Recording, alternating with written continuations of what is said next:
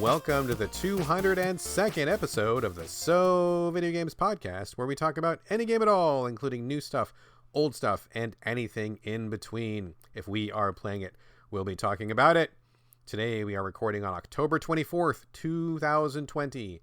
My name is Brad Gallaway. I am the editor of GameCritics.com, and 50% of this here show with me is the guy who's back from a covert mission overseas, Carlos Rodella. Wait, I was overseas? I don't remember that. Was I not supposed to say that out loud? No, was that redacted? That's redacted, and I don't know what you're talking about.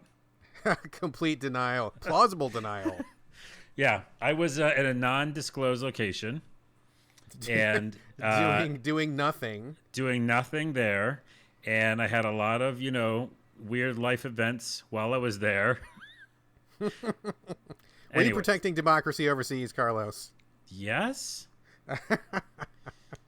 Protecting democracy wherever you go. Wherever I go, and every place I'm on the internet, I try to do that, and also bring optimism and fun and comedy. Hey, I'm back. Thanks to Corey for taking over, and I listened to the show, and it was really good, and he kept the seat warm, so I'm back into the seat, and it's still warm. So can't let that seat get cold, yo. No, it was warm the whole time. Where were you, Carlos? You were gone. What happened? You're back now. I mean, I'm sure the listeners want to know if you're okay. How you doing? Everything all right? You got all your fingers and toes still? Yeah, I had a big life change. Actually parted ways with the game developer that I was working with, and that's a story for another day. But what I am doing is I kind of took a little bit of a break for me, which is like 1 week, and I'm like immediately like, I need to do something again. And I'm still figuring out what I'm doing next, but the big thing that I'm doing is I'm really doubling down on content and producing videos for my channel, which is shameless plug in the beginning of the show, youtube.com/a-lot-of-things. Please go there. We're going to be doing weekly content, but I bring it up not only because that's what I've been doing, just in the same room, but also planning and creating a lot of content. But I've also been not just talking about games on these videos. I'm talking about movies and music and shows. So I heard your guys' podcast, and you talked about a lot of shows and movies, actually. And so that was really cool because you mentioned some stuff, and I know that you and I both are really interested in this show called movie called Love and Monsters. Yeah, absolutely. I actually just watched it last night. It's one of those movies that was supposed to come to a theater, but because of coronavirus, they were releasing it direct to home download. So I think it was like $20 or something like that. And I know that like at first it's like, $20, but like, when we would go out to a movie theater, like me, my wife and my son, I mean, it was like, dude, it was like $12 a person for the ticket, and then like, if we had dinner before that or something, and then of course you can't watch a movie without getting like popcorn, and that's like $75 and the candy and stuff. So that's like expensive, honestly, popcorn. Hold on, it is, dude, and it's not even good popcorn. My popcorn that I make is way better than that. So like by the time that you got done with like, oh, let's just go see a movie, I mean, you're in the hole so much. So I kind of don't feel like with that perspective, $20 is that much for a movie. Like we're actually coming out ahead if we were gonna go see a movie anyway, right? Yeah. So anyway, yeah. That aside, it's just for download. I think it just came for download like this week or last week. We watched it. Carlos, I know you watched it. Just a quick side note. We don't have to get into it too much here because it's kind of spoilery, but my wife and I had a really long discussion about that movie this morning, and a lot of the stuff that she brought up was from a woman's perspective, which I think is really valuable. I'm not going to try to recap it here, but I think that I'm going to try to capture some of that. We're going to try to recreate some of that chat, and I will bring that to the show. Maybe Carlos can splice it in or something. We'll see how that goes, maybe this episode, maybe next episode. But I think our listeners would really appreciate having a woman's perspective, because I think there's a lot of really valuable lessons in that movie. But that's just a potential thing coming maybe now, maybe later, maybe soon, but I'll get that up some point. But for now, Carlos, let's talk about Love and Monsters. You want to recap it for the audience? Yeah, a little bit. I don't want to go too far into it. And I like the fact that the only reason I knew about it was I think my PlayStation 4 was just like I went to the new movie section. And like you said, a lot of movies nowadays, because of the virus, they're just being, digitally put out there, which I think is great. I'm looking at you, Tenant. Fucking only in the theaters. Get out of here. Get out of here. Yeah, so I just saw it, and visually it was arresting, just like the pictures of it. And then I watched the trailer, and I was like, I think this is something that I might really dig. And it kind of has a feeling of an indie film. I don't know what the production company was. I did do the homework or research like we don't do on the show. We don't do that here. Yeah, so I don't know who the fuck made it. But it felt like, just from the trailer, like this might be kind of an indie film. They're using some CG, but they're using some practical effects. And it just looked really cool. And so, yeah, I just kind of took a chance on it because I saw it on my PS4. And essentially it is about a post-apocalyptic movie where there's people that live underground because, of course, humans fucked up everything. But they didn't really fuck it up on purpose. There was some meteor coming to Earth, and they decided to shoot it. But then when they shot it, it released all these weird, was it bacteria or something? Chemicals, whatever, it doesn't matter. MacGuffin is what it was. Some bad stuff, and then it decided to change all of the animals and insects into huge monsters, essentially. Or just like really, really big animals. And obviously, like, that fucked up the whole planet. So people went to live underground. And so you follow the story about this guy who is underground and really kind of nervous and scared all the time and doesn't want to really go outside. But he decides to take a trek across this crazy world to go find this girl that he likes. And that's all I want to say about it, really. Yeah. So it's interesting. I won't talk too much about it either. But I really liked, I mean, I take it you liked it, right? I loved it. It's one of those movies where you go like, wait, do I like this? Wait, do I love this? And at the end I said, yeah. Yeah, absolutely. I liked it last night a lot. But I thought about it, talked about it with my wife this morning. And I think I kind of love it now for maybe reasons that are not immediately obvious.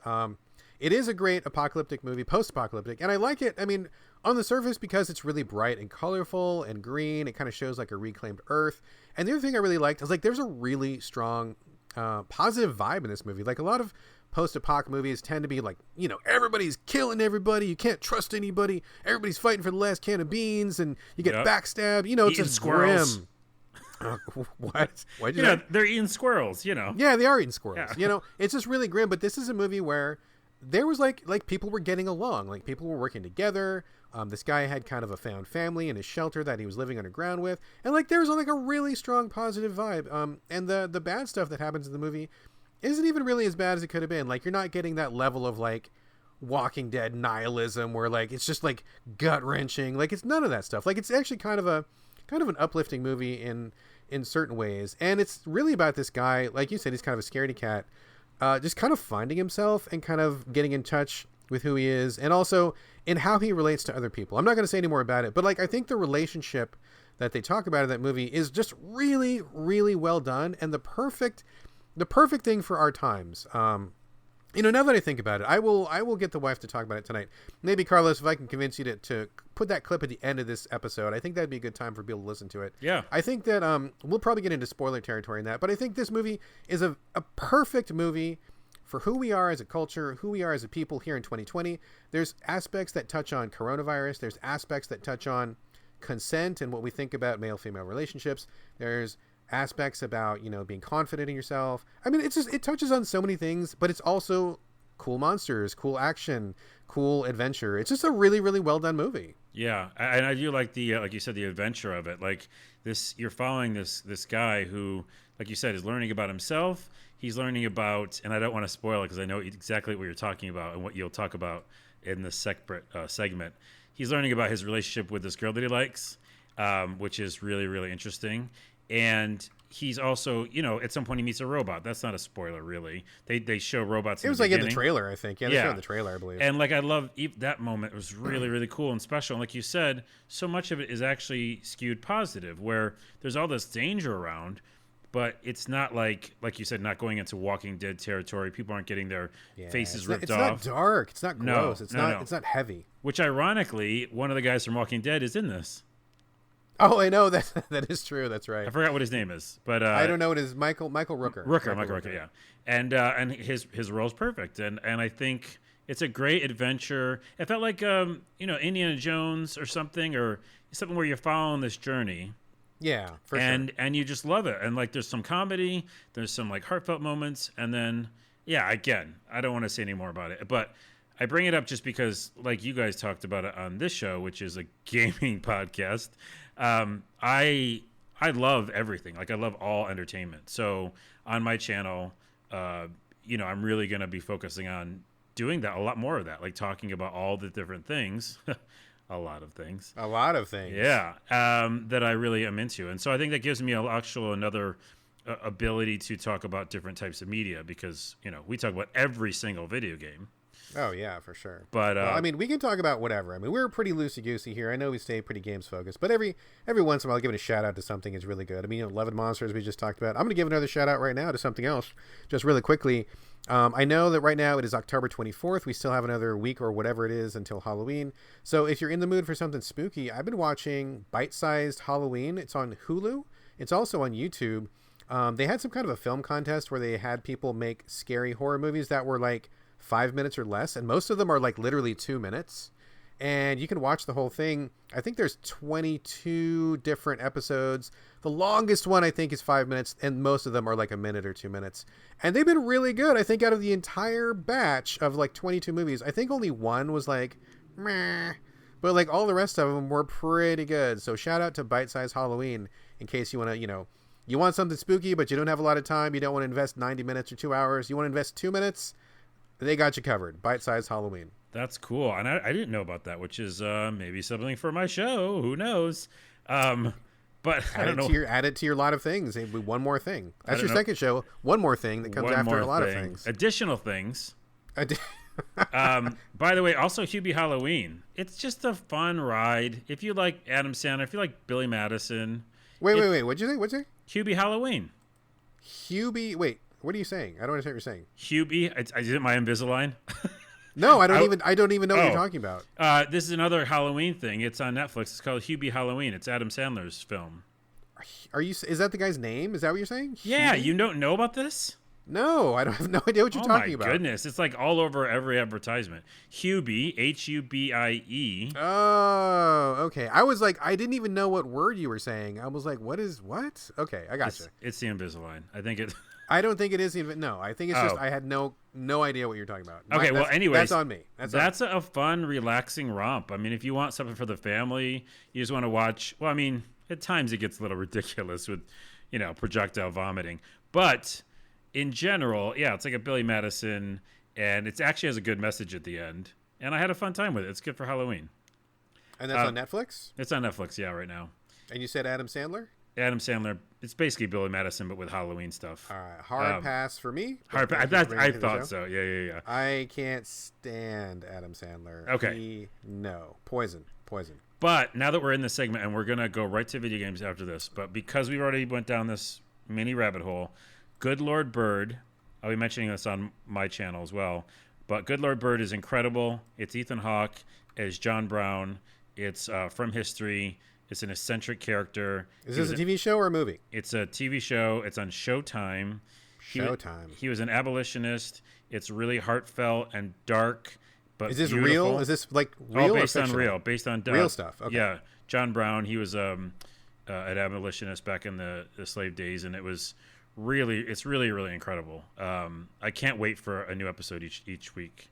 And then when we're in there, because we're already in it, the Comedy Store documentary is also fucking phenomenal. And where are you watching that? That's also on Showtime. Okay, I don't have Showtime, but I guess I'll wait for it to come to some other download service. So, yeah. Before we do leave housekeeping, just a couple more things. Anything left on your housekeeping agenda, Carlos? Just that. Why don't you do your housekeeping yours, and I'll do one more at the end. Okay. So just one thing real quickly. Now that we are entering the cold winter months, I do need to let people know that the Game Critics West podcasting studio is in my basement, and I am also near my furnace. And I know that sometimes it makes some background noise. I apologize, but if I turn it off, my family's going to freeze upstairs, and I don't think anybody wants that. I don't think the audience wants that. I don't think I want that. I want my family to be warm and safe upstairs in the living space. So please forgive me if you do hear like a background hum or like something that sounds machinery. If I turn it off, my family going to freeze. So we're not going to turn that off. Hopefully it's not going to be a big deal. I apologize in advance.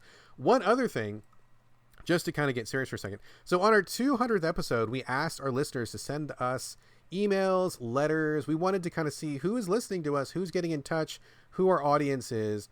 And Carlos, I forwarded you this email, and we got a wonderful email from Listener Finder. It's really long. I'm not going to read the whole thing. I'm just going to recap it real quick. But first of all, I do want to say thank you very much to Finder for sending that in. I know he's been a listener for a really long time, and goes back with the Game Critic stuff. So thank you for sticking with us all this time. But he sent this really long, really heartfelt email, which was just like really brutally honest and open, and I really appreciated like his candor and just like talking to us. I mean, at first it was like, thanks for the show, and he was a fan, and that's great, and we'd love to hear that stuff. But what really took a turn was, just to get serious for a second here, like he said that prior to listening to the show, he was a pretty conservative dude. And if anybody listens to this show, we are not very conservative on the show. In fact, I think we are probably pretty hard left leaning when it comes to most things. Would you agree, Carlos? Yeah, but I don't like labels, but yeah. Sure, we don't like labels, but I think that no one would call us conservative in basically any fashion. So in this email, Finder went into the fact that he was a pretty conservative dude.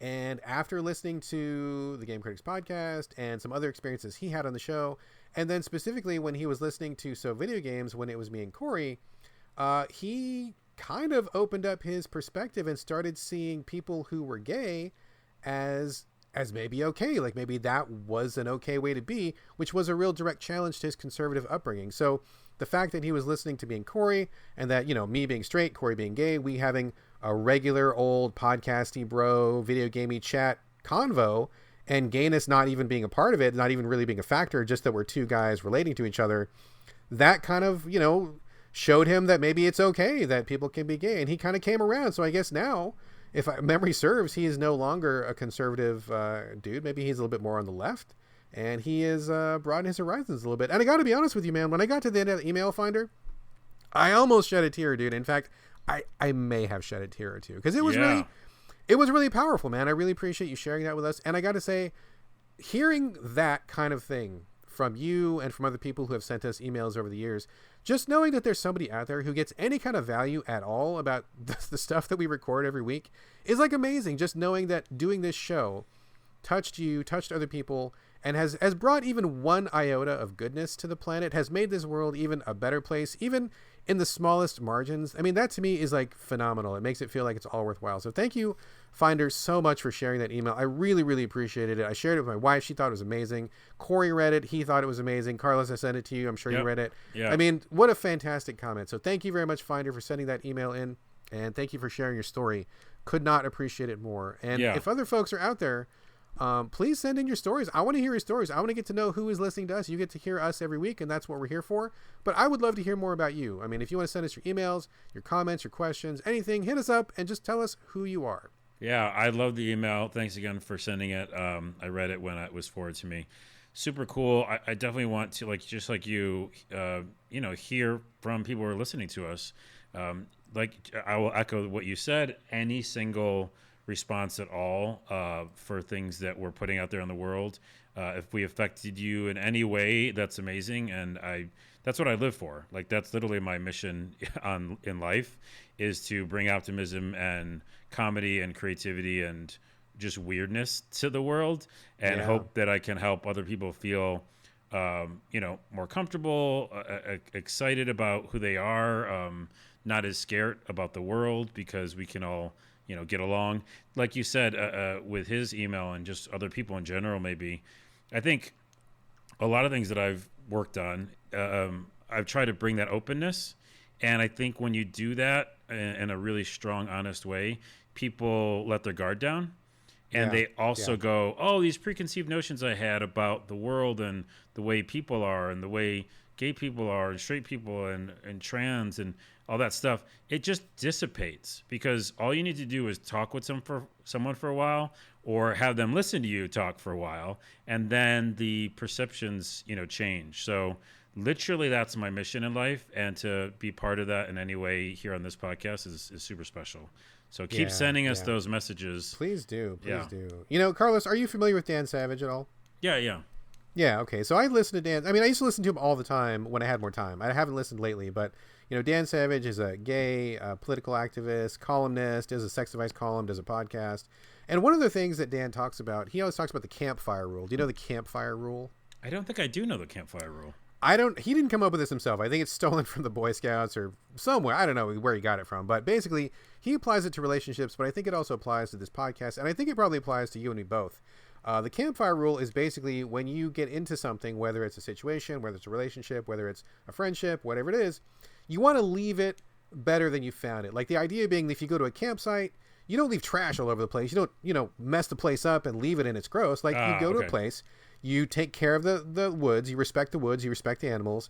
You maybe have a campfire, but you clean up the campfire when you're done. You don't leave anything burning. Like you go to a camp, but you leave the camp better than when you found it. If you see a piece of trash that's not yours, you pick it up. You see something's messed up, you fix it. Like you leave it better than you found it.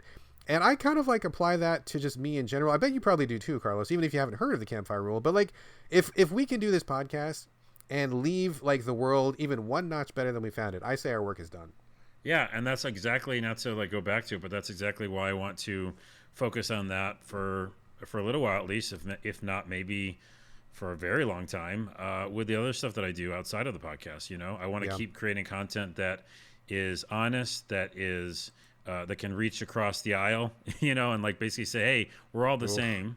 I don't like that phrase these days, but I get what you mean. Yeah, I'm just saying, like, there is no aisle. Okay, that's the point. There is no fucking aisle. There's just us, and we're all just here. And if someone watches me do a video about a game or a new TV show, or listens to us, you and I, on the podcast, they shouldn't see that. And so if they don't, that our work is done. So, and back to real quick on the Corey episode, he had mentioned, to kind of talk about games for a second. Outer Don't Worlds. talk about games. We're not here to talk about games. Okay, I'll leave. I'll just stop recording and we're good. He mentioned Outer Worlds and going back and playing the DLC. Yeah. And holy fuck, Outer Worlds is like, I just recently did like a top 10 PS4 games, and I think it's gonna make the list because Are you talking about top 10 of all PS4 games? Yeah, I'm actually doing a list like that. So spoiler. But yeah, I love lists, dude. We should do a total show about that. I love making lists. Gamers make lists. That's what we do. Okay, so I just did one. This is like breaking news. Breaking news for the channel, youtube.com/a lot of things. And it's in my top 10 PS4 games, and I did it like live on, like not live, but like I recorded it live. So I went through the list and just kind of like axed out things that I, that made the list or didn't make the list. And then I arrived at 10, and I'm pretty happy with it. And I think Outer Worlds made it. I just recorded. I can't remember, but yeah. So I did it on my channel, but we should do it too. It's funny. Yeah, we can totally do that. Listeners love to do lists. I love to do lists. We can absolutely do that. And I think that's probably, now that we are moving on to the PS5, I think that'd be a good way to send off the PS4. Yeah, that's exactly why I did it. Yep. Yeah, I think it's a good idea. I'm gonna make a note once I get a free hand here. Make list top PS. I'm doing this in real time. It's really exciting stuff, right? Are you like typing PS4 like a caveman? Well, list. I can't see my keyboard very well. Game. PS. It's funny you say that because I did not really care for Outer Worlds that much when I first played it, despite being a big New Vegas fan. But after hearing Corey talk about it, I'm like, I should give that game a second shot. So I'm gonna give it another shot. But that aside, I think we should definitely do a top 10 list. I think our listeners would love that. That's always a good show. Let's do it. One more housekeeping.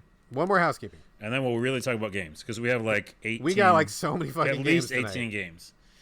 Gosh damn, I need liquor. Okay, PS5. I did a video about this too, and I apologize. I've been doing a lot of videos, so I apologize throwing back to the fact that I did them. But I did do one on the PS5 in Cyberpunk because I'm confused, Brad.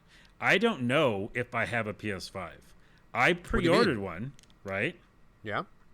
And I pre-ordered the headphones. Pretty excited about the headphones. Okay. And Amazon hasn't told me if I'm going to get it yet. So what happened? Like you put in a pre-order and they said, what, TBD? Or what did they say? They emailed most people, I think maybe all of the people who pre-ordered with them, and said like, hey, just so you know, this isn't guaranteed. We'll get back to you. So catch you later. And they did like a little peace sign. And I was like, that seems a little lackadaisical. So I'm confused now, which I did a whole video because I was like, Cyberpunk comes out on November 19th. The PS5 comes out on November 12th. Well, if I don't have it on November 12th, do I start it on PS4? Because, and here's my point, I learned while making the video that the upgrade that you get for the PS5 visuals isn't till next year. Oh, really? Yeah, I did not know that. That's what I hear through the grapevine. So do I start it on a PS4 and just deal with that I'm not playing the optimal experience until later? Here's what I'm gonna do. I'm going to not buy a new console right away. I'm gonna wait because I don't want to deal with these pre-orders, all the stress, all the hassle. It seems like just a big pain point for a lot of people. So I'm not even gonna worry about it. Like if there's one in the store, and I happen to have a store. Wait, hold on. What's a store? I mean that doesn't even. I mean that's true. It doesn't even make sense anymore to even say that. That's weird. If I'm browsing Amazon, sorry, I'm still using my pre-COVID brain there for a second. Yeah. If I'm browsing Amazon and they're like in stock, and I look at my bank account and I happen to have $600 or whatever it is, doubtful, but if so, maybe I'll get one. But I'm not gonna hassle about it, right? Like if I don't get one till January, February, March, that's gonna be fine. So what I'm gonna do is I'm gonna play Cyberpunk on my PS4, and I'm gonna just play the shit out of that. I think the PS4 still delivers great graphics. Not bleeding edge, but it's gonna be more than good enough, and I'm gonna have a good time with that game, hopefully. And I'm just gonna be fine with that, and I'm not gonna worry about, is this not as shiny as it could be? Is it not as fancy as it could be? It's still gonna be a great experience regardless. That's what I'm gonna do. All right. Well, I'll think about it. I'm very, very perplexed because I really do, I want to just lose myself in that world. But I might do that too. I might just play it on PS4. I do have a PS4 Pro, and just let the upgrades get visual. I mean, I bet it's gonna be fine, dude. It's gonna look great. It's gonna play great. It'll be fine. Plus, I played Witcher 3 for 100 million hours. Same. So I put 150 hours in that game, and I had a great time with it. So my point is, Cyberpunk, I'll play it until next year, easily. And then I'll just wait for the visuals. Okay, well. There you go. Okay. All right, folks. I know that this has been an epic opening. We don't usually do these giant, chunky openings, but maybe I will do timestamps again. I did them last week, and it seemed like I was going to say, let's go. I like that a lot. Let's do it again. It's just it's like a pain. It's kind of a pain. It's like an extra step, but I guess if people like it, maybe I'll do it. Anyway. It really helps with our podcast, I think. It does. It's fine. Okay, so moving on. We are now in the actual games chat. Folks, we have literally every game under the sun to talk about. We have so many fucking games. Let's get right to it. This is the meat of the show. Carlos, we're going to start with you with a tiny little game called Torchlight 3. Tell us all about it. What system are you on, first of all? PS4. Are we both playing it on PS4? I have played it on PS4. I am not playing it on PS4, but yeah, I've played it on PS4. What are you playing it on? Oh, PS4. I just stopped playing it. That's what I meant to say. Well, by the way, spoiler. Spoiler, stop playing it. Okay. But let's talk with you first. I bet you probably like it a lot more than I did. Yeah, I think you know that. Are you a Diablo fan? I mean, I like those games when they're done well, but I don't play them all. I'm not it's not my favorite genre, but I like them if they're done well. Yeah, it is one of my favorite genres because it's that one of those things where you can just lose yourself in it, not from a narrative perspective, but from a just straight up leveling perspective and grinding. Yeah. And usually if it's done well, like you said, the hook and the grind is addictive enough that keeps you. And so that's why this review that I'll say is a little from column A and column B. Oh, really? Interesting. Okay, I thought you were going to be head over heels for this, but maybe there is something to talk about here. Yeah, okay, here's the thing. My pre-beginning, oh, that's not a thing. Pre-beginning is that I really, really wanted to be head over heels for this, and I same. remember begging if we could get a code, or was I going to get an early access, and we were lucky enough to get a code. So Torchlight, if you don't know, it's basically a friendlier version of Diablo in the fact that it's the graphics are more colorful and kind of, I don't want to say more lighthearted. Lighthearted, yeah, that's a good way to say it.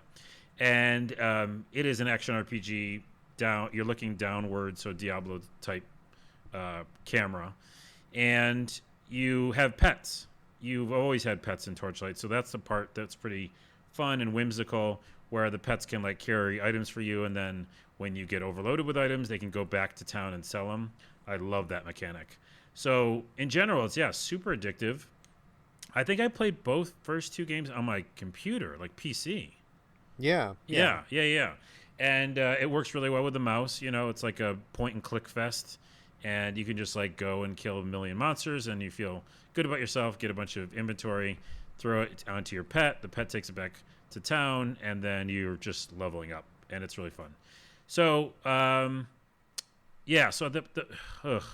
so it has a lot of the same things. Like I said, it has pets. It's got expanded pets, actually. Tons of different types of pets. Weird little baby dragons, owls, dogs, animals, anything you could think of, they have. And the graphics are really colorful and nice. But you start off, and the story is obviously the first thing you learn about, and it's just like, I don't know what this story is. Like, I don't know what's happening. I still don't know what's happening. I've played probably 7-8 hours almost now. Like, I really went into it, and I don't know who the characters are. I don't know what the motivation is. I think there's just a map, and there's different new maps, and I go to those maps and I do things. And dude, that is exactly what you just said. That was a big turnoff for me. Like, I start this game and I'm expecting Diablo mechanics, looting and leveling up and equipping stuff. I'm expecting all that, but man, the story, zero effort on the story. I had no idea. Like, just like you said, who am I? What is happening? Why am I going to this place? What is going on? What is my quest? None of it made any scratch at all. And like when I'm talking to the people in town, and they're just like this giant bunches of throwaway text that don't mean anything with no context. Like, zero effort to like get me involved in the world, in the adventure. It's just like, hey, yeah, it's a Diablo. Like, you want to play this, don't you? Come play this. And who cares about a story? Like, I care about a story. I need a little bit. I don't need War and Peace, but I need a little bit of motivation. And they couldn't even do that. Like, I was just like, what am I even doing here? And by the way, it'd be weird if War and Peace was the intro. But it would be the wrong choice, but I can understand how some people might want that. Gone with the Wind, but also it's Diablo. No, I'm totally with you on that. And I think that, like Diablo, I don't like the gore. We all know that if you listen to this podcast. But in Diablo, there's a lot of gore in those intros. But at the same time, it's pretty affecting. You're like, whoa, this is intense. Any of those cinematics you watch at the beginning of Diablo, including the new one, just looks epic. And you're like, oh, I got to be in that world. But this one was like, I guess bad stuff happened. It's kind of carried over from another game, I think. And then, like you said, there's a lot of throwaway text, but it's also in the game design because there's a hub world and there's a bunch of people. And you're like, should I care about any of these people? Who are these people to me? Who knows? Yeah. Yeah. So what am I even doing? Like, the first quest I got, I'm like, what am I even doing? Yeah. It's like, go to this map. Okay, I'm here. Why am I here? Just do the thing on the map. Like, it's just like this busy work on a plate. And I'm like, I got lots of other stuff to do. I want to have like motivation. I want to have investment. I literally had no idea what I was supposed to be doing on that map. Right. Just a little motivation. And let me rewind for a minute. Before we get started, there's 4 different character classes. And I didn't enjoy any of them. Like, I was like, oh, wait, I don't want to be any of these people. And in general, I play these games, I want to be a two-handed melee guy. That's just what I want to do. If I can find that, that's what I want to go for. So the closest I got was the Railmaster. And the Railmaster had a big, huge hammer. And I was like, I like hammers in melee games. Let's do it. But he also has his ability as a train. And he can have a train show up and go toot toot and drive behind him. And does he ride the train? No, it has like weapons in it. And so as you upgrade it, it can like shoot enemies for you, right? And it can drive around, like follow you. There's a couple problems here. The first problem is, again, I didn't feel really tied to any character class. I didn't feel excited about it. Then the one that I did had this weird train that I'm still not happy with because there's a button that like lets you make the train go faster and catch up to where you are. Because normally it's just kind of going slightly behind you. And then when you do that, I don't know why you do that button. Like, I push a button and he zooms up and comes near me. I think he's hitting enemies when he does that, but I can't tell. But he's got a little gun and he shoots his gun. And then there's this ability thing where you can add more abilities to it when this thing is glowing. If this sounds confusing, it is.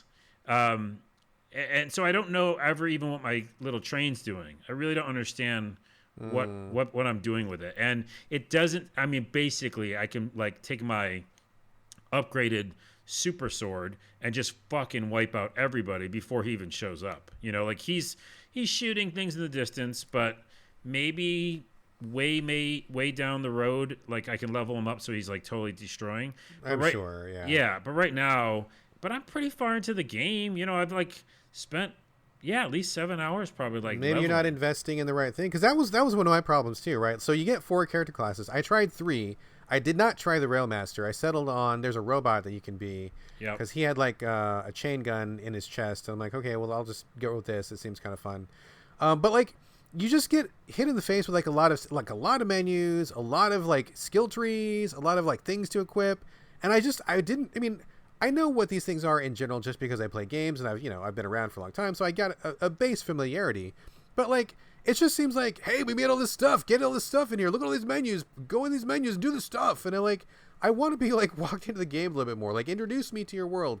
Introduce me to your systems. Show me what you've got going on here. Don't make me make a bunch of choices right off the bat because I don't know what I'm doing yet. Like start me in slow and let me build and let me grow an attachment to my character and let me, have this connection to your game. And it just feels like none of that stuff got done. It's just like, we made a bunch of menus, we made a bunch of skill trees, made a bunch of items. Go for it, people. And it's like, that's not really the experience I want. Yeah, that's totally it. And I think that's what you're saying is like, you go into those menus and it is just craziness. Like, there's just so much text. Some of the boxes are just like broken because like text boxes will show up over different things that you're trying to look at. And they're like covering up other pieces of text. And you're like, totally, whoa, yes, this isn't fun at all. And every time I go back in there, it's pretty laborious to like just pick the right skill. Because I'm like, there's boxes in the way. So there's a lot of things wrong with the menus. There's a lot of things wrong with, I don't think the characters are like compelling enough. Also, I don't have any idea what the story is. All that said, I still like the pet system. I do like the added fort. So basically you can have your own fort now, where after you clear out one of the early areas in the beginning of the game, they say, hey, this is your fort now. You can upgrade it. You can put a bunch of stuff in it. You can put like little different cages for your animals. And I did have a good time with like, making something my own and knowing that I can come back there and upgrade stuff and not have to worry about, doing some like armory stuff and all that stuff in one place. So I thought that was pretty cool. But in general, another positive is I really like the sound. Like I have playing it with headphones and the music and the sound effects are really good. So that was kind of a pro, which makes me sound like I'm doing like a Game Pro magazine. Sound 8.0. But what's the fun factor, Carlos? What is the fun factor? Oh, that's good. Fun factor's about a 6. Oh, that's the screamy face, isn't it? No, it's the kind of bored face, I think. Oh, the kind of bored face. Yeah. Because I feel like at times I'm wiping out, mobs of enemies and I'm feeling pretty good and I'm confused by my train and he's just doing things because he's a train. But I'm feeling pretty fun. It's like fun. I'm taking out bosses. It's always fun to get loot when when a rare weapon shows up and you're like, holy shit, that's the Hellblade Death Angel monster sword. And I just found it. So that part's fun. And that's why I kept playing. And I'm not like stopping playing, but it is tricky. It's like, it's a game that makes it hard to like it, if that makes sense. What this game is to me is if someone handed me a giant piece of wood that had like 8,000 screws in it, and I had to screw in all the screws, and they're like, here, it's a piece of wood with screws. You like to screw, don't you? You like to use these tools? Use this drill and screw these screws in. And I'd be like, well, I'm not trying to build a house. What am I making? Why am I here? What is the purpose of me doing this work? No, you just like to do it, right? Just do the thing. Just put the screws in the wood. It feels like somebody handed me a pile of like mechanical activity that I can partake in, but I have no real reason to do it and no real motivation and no investment. So if I really just want to screw in a bunch of screws in a piece of wood because the act of screwing the screws in is fun, then there you go. But if I actually want to build something, if I want some purpose to my energy, this game does not deliver. I agree, but it's more fun than that. It's more fun than screwing screws into wood. Only marginally. Not much. I think it's more than marginally. But I definitely hear what you're saying. I think that's all we really can talk about because I think it's doing some new things, but it's also breaking some things. Because the things that I just mentioned that I didn't like, I never experienced in the first 2 games. Like, there's some, like you said, confusion about even where to go. A lot of confusion, yeah. Yeah, like, even, like places on the map. I don't even know which section I'm supposed to be at. There's just, like, a lot of question marks. And I'm like, yeah, tell me about it. I got a question mark over my own head, if you know what I mean.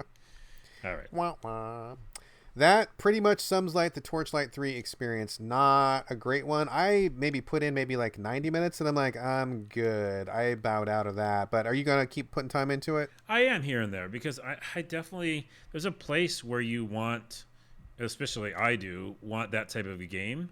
And I don't think I have it right now in any other game. So it's kind of like that Diablo fix, is sitting there waiting for me until Diablo 4. All right, fair enough. All right, let's move on. We're going to stay with you for the moment, Carlos. Ikenfell, Ikenfell. Ikenfell, an indie RPG. It's a 2D pixel-based game. I played it on the Switch. You played it on the Switch also, I assume? No, I played it on PS4. On PS4? Interesting. Yeah, okay. Yeah. Interesting. So we play on different platforms, but still basically the same thing. You play a girl who is looking for her sister, and her sister is going to like a school for magic kids. Your main character starts out the game with no magic, but she all of a sudden develops magic powers. That's part of the story. You go to find her. It's kind of like a turn-based strategic. I mean, it's like a turn-based RPG, but also there's like positioning with squares on the battlefield. I mean, that's kind of the gist of it. Carlos, what do you like about Ikenfell? What are your thoughts on Ikenfell? How much have you played of Ikenfell? Tell us all about it. Yeah, it's got grid-based combat. So GBC. You're just moving your character around and picking where you want to be, and then you're doing some attack. So we both played this, and yeah, I randomly found it on PS4, and I just wanted to check it out. I love simple pixel art games, and they do a really good job of it. I really like the style. It's really simple, but it's cool looking. The story is pretty basic to start, but then it does develop. There's kind of a personal story being told here, and it's a lot of different characters as the game opens up, so I won't spoil it, but it's not just about two sisters. It's about a whole cast of characters and their interactions, and really kind of a weird pacing, I guess, is one of the things that I realized, where a lot of stuff happens later on in the game. So I felt like I was in the woods, like you start the game in the woods to fight a bunch of monsters. Literally in the woods, yes. Literally in the woods. And, I feel like I took a long time to get out of the woods, and then also try to like figure out what was going on and like learn the story. So I feel like the pacing's a little off, because I would have liked to kind of just understood where I'm at, what the characters are in the game earlier on. Agreed. Yeah. That's a weirdness for me. And then the other weirdness for me is the combat. I don't know what's going on with this. So there's a mechanic which used to be used in a lot of old school games, which is when you attack, you can hit the button again right when you attack. I guess this is used in a lot of games. Like the Paper Mario games where you pick an attack, you got to hit the button again at the exact right time. If you hit it right, you get extra damage. If you don't hit it right, then you do like a lot less damage. That kind of a... It's not an what do you even call that? Like, it's not an active time battle. That's like the Final Fantasy. I don't know what you call it, but like hitting the button at the right time in the middle of a turn-based combat. Oh, there's got to be a term for that. There must be a term. Yeah. I don't know what that term is, but we'll find out. Or we could just say it the long way, like we did. When you have to hit the button at that certain time. So that felt broken for me, or I felt like there was an energy meter that I wasn't seeing, because I was hitting that motherfucker at the right time, and nothing was happening, and it was so defeating, because I felt like I did it. I motherfucking did it. And then I did it early, then I did it later. Or trying to hit the button, like, where's the sweet spot they want me to hit? I couldn't fucking figure it out. I did it every once in a while, but you also do that same thing when you're dodging. And so if you don't do it when you dodge, you really can get hurt bad. Oh, man, the consequences for missing that are really severe. Way you take too severe. So much more damage. Yeah. So were you having a hard time with that too? Yeah, I was actually. I mean, full disclosure, I don't like this game very much. I think it's okay. I think the graphics are too simple. I think, like you said, the pacing was too off. It's wasted too much time. I felt like I was doing like way too many battles, and I'm sure that, of course, doing the battle system is part of this game, but I just felt like it was kind of like some of that JRPG bloat that I don't enjoy. I felt like it could have really gotten to the point a lot quicker. But like you said, in the turn-based grid-based battles, like you'll have to do a magic spell or something, and then right before your fireball hits, you got to hit the button. And it's just like the timing for certain things I could nail every time. But then there was other times when I was really unclear about when the timing was, or I just couldn't hit it. And man, like if you block and hit the button, you'll take 1 damage. if you miss the button, you take like 6 damage, and your person's only got like 10 health or something like that, right? So like it's really severe. So one thing in Ikenfell's favor is that they do have a pretty good selection of options to let you customize that experience. I believe you can turn that to where you will never completely miss the timing, but you can either go between like perfect timing or okay timing, but you will never miss the timing, which I think is a good choice. Because missing the timing is really severe. I learned about that way too late. Oh, really? Yeah, I turned that on like almost immediately because I'm like, dude, there's a real fucking big difference when your person has 10 health between taking 1 hit and 6 hits. Like that is a huge difference. Yeah. So I'm like, this is too severe, and I just didn't click with it very much. It just felt like a very basic.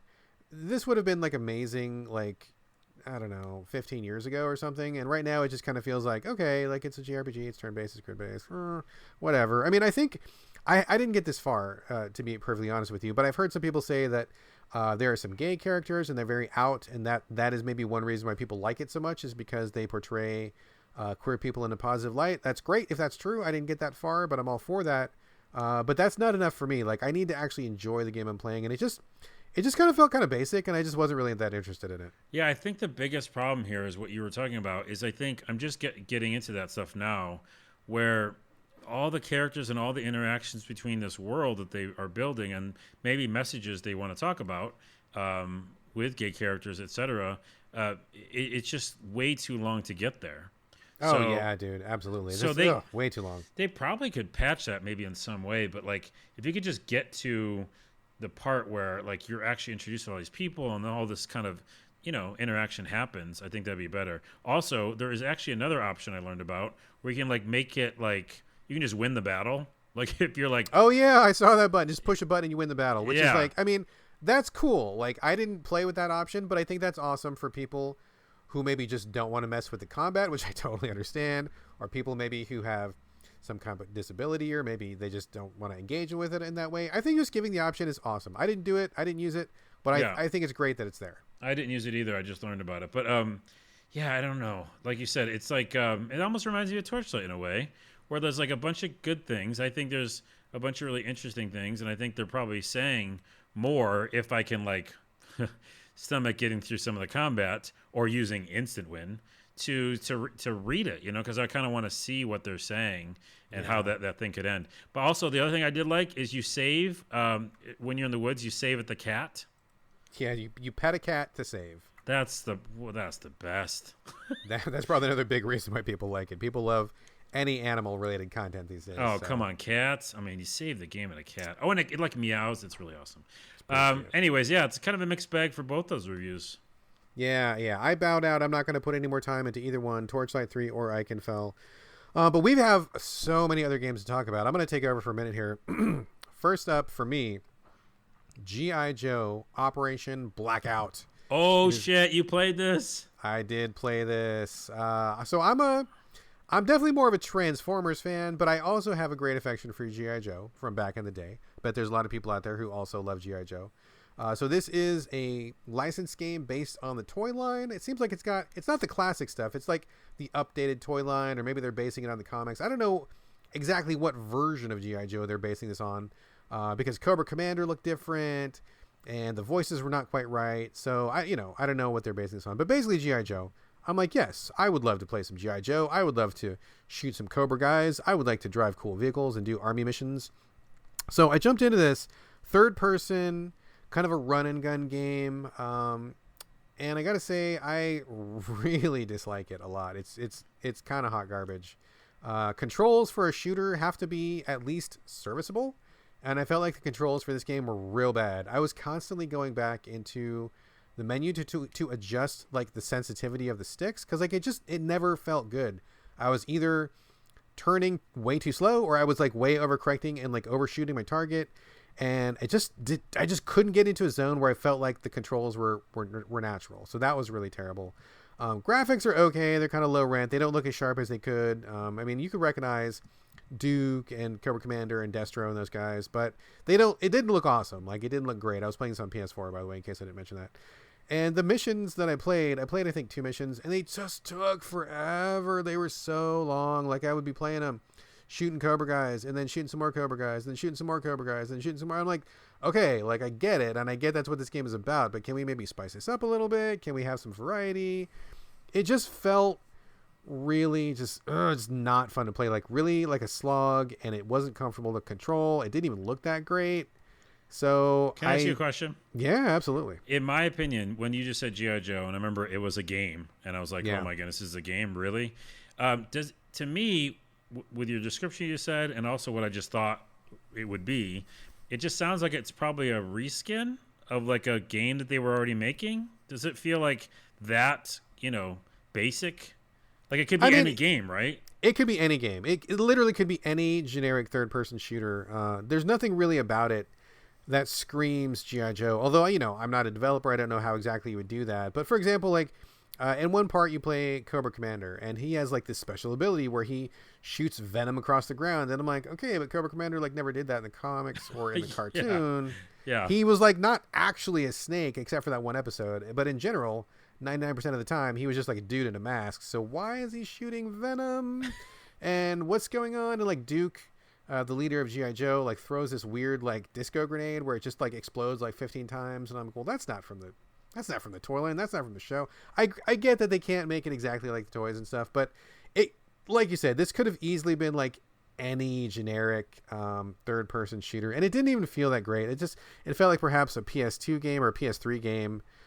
Did not push any technical boundaries, didn't perform very well. It just wasn't a good time. Just was not a good time. So I noped out of that. What's that Far Cry game that they did like 80s style? Oh, Blood Dragon? Blood Dragon. Blood Dragon, I think, had a cartoon in it that was like G.I. Joe, right? Am I remembering that right? I bought it like 3 times. I actually haven't played it yet. I keep meaning to play it. Okay, I think it does. And I was like, when you asked, like, what could they have done to make it G.I. Joe? Well, how about fucking put G.I. Joe in there? Like, make the cartoon, or like make it, just give us some lore or some reasoning. I haven't played the game. I'm just going off of your review, and also just the screenshots. It just looks like Joe Schmo, pun intended, Joe Schmo basic, third-person shooter. Yeah. And like you said, like random-ass shit that has nothing to do with the characters. And that was, like, for me, too, a really big, I don't know why I wasn't into, like, army stuff, really, but everybody fucking watched G.I. Joe when I was growing up. Yeah, and that was the thing back in the day. Yeah, and we had the toys, and I love those action figures, and so it's just they could have done so much with it sounds like, and it sounds like they just did a generic thing. Super generic. I mean, there are some cutscenes, but the cutscenes are really poorly done, like really poor quality hand-drawn art. Like it's not even as good as like the comic books, and like it just doesn't look good. Like if you want to play something that is an homage to a property, like you want to at least like nail that stuff, right? Like you want it to look sharp. You want it to be like, oh man, this totally looks like what I remember, from the cartoon or from the action figures. It just looks just like, it's kind of low rent all around. I really can't recommend it. I really dislike playing it very much. I do not recommend it. I dislike hearing about it. And also I'm mad because, like they could have done so much with it. What a missed opportunity for nostalgia, go back to that. Again, that cartoon is what I think of, and like the action figures, and they could have done so much interesting things. Before we leave G.I. Joe, I want to say this. One, when I had G.I. Joe, and I don't know why I did this. I'm guessing you did too. I'm guessing a lot of young boys did this, but I smashed them. I would take. You didn't do this? I did not do that. No, all my G.I. Joes are in perfect condition. Oh, we're opposite. Okay, so me and a bunch of other people. Where my boys at? All right, hit me up on Twitter. You know who you are. They're not here on this podcast. No, they're not here right now. You're not one of them. I am not one of them. There's a lot of things that I smashed when I was a kid, and I don't know why I did it. I don't understand. But like cars, smash them. Toys, strap bombs. We would like put little mini bombs to toys and like explode them. Like, what was that about? I don't get it. Like I cannot answer that question. No, I did not destroy any of my shit. Like all my shit is in perfect shape. I have stuff from when I was a kid. Looks brand fucking new, dude. I even have the boxes of some of this stuff. It's perfect shape. Oh my goodness. So, all right. Well, anyways, that's for a therapy session later. But also before we leave G.I. Joe, I want to say, remember Misc? Yes, I love Misc. Yes, Misc was really good, man. That was a good toy line for people that don't know, because you're not as old as we are. Yeah, Misc was like you would have these vehicles that would have a secret second mode. Like you would have like I don't know, like a Camaro race car, but then you push a button and the doors flip open and they become wings, and then like these jets pop out of the back and it becomes like a plane. Or you'd have a motorcycle where you move a couple parts around and all of a sudden it's like a helicopter. And everybody that was driving these vehicles had a special mask, and all the masks had special powers. On the cartoon, the masks in real life didn't do jack shit, but at least you had a little mask on your guy. Cool toy line. I love that toy line. Toy line was so fun, and the cartoon I watched, and oh my goodness. It's funny you bring up masks, dude, because like ironically, I was scanning Twitter, and like 2 weeks ago, somebody found an abandoned like cargo freight container in like, I want to say it was like Venezuela or Brazil. It was full of mint mask toys that had been undelivered and untouched. They found it like at a warehouse or like in some weird place or something. They opened it up and like, what the fuck? It's full of mask toys from the 80s. Totally untouched, had never made it to the stores. It got shipped out from wherever the manufacturer was, and it got lost in South America. And it sat there for like 30 fucking years, dude. They just found it like 2 weeks. You should Google that, and maybe you can get some on eBay. Well, maybe I can get some from that. Maybe one of those are mine. Maybe I ordered it and it never arrived. It never got to your house. Maybe. Possible. Next game we're talking about. This is a very, very unusual and strange one. It's called Horace, Horace. Have you heard about this one? Nope. On this podcast, sometimes I have to like Google it in the show because, again, we don't do research. Yes, we don't do research. So this game is called Horace. It is a 2D platformer. I'm playing it on the Switch. I believe it's also on PC. I don't know if it's anywhere else. I didn't know anything about this when PR propositioned me with it. And I'm like, well, sure, I'll check it out. I did not know what to expect. This game is 1,000,000% not what I expected, in a good way. The basic premise is that you play Horace, who is a robot. He is brought to life by, I don't look like a wealthy English dude or something, like Lara Croft's dad or whatever. And he brings you to life, and he teaches you how to do things. He's like teaching you to be like a living being. And it's, of course it's a tutorial at first, like walk and jump and all this stuff. But that's not really what the game is about. I was expecting more of a platformer, but really it's a very heavy narrative game because the developer takes every opportunity possible to put you in the shoes of this robot. What does it feel like to not understand humanity? What does it feel like to be different from everybody else? What does it feel like to be in the world where no one else is like you and people relate to you in a different way? And what is it like when people don't like you for who you are? Man, this story fucking hit me in the feels, dude. Like real hard, like real fucking hard. I'm not finished with it, but there is 2D platforming, and it does get more complicated as you go on. In the beginning, it's just like you're hopping a couple platforms, no big deal. But there's a lot of time taken in the cutscenes. There's a lot of time in the story where they do, I can't spoil any of it, but they do like really unexpected, really strange, weird stuff that you would never expect from a 2D platformer to do, like in the cutscenes, the way they bring up people, the way they talk about relationships, the way that they use the medium to present you with different perspectives on things. Like it kind of blew my mind, dude. From that, like out of nowhere, this strange ass game is making me think about, what does it mean to be a human being?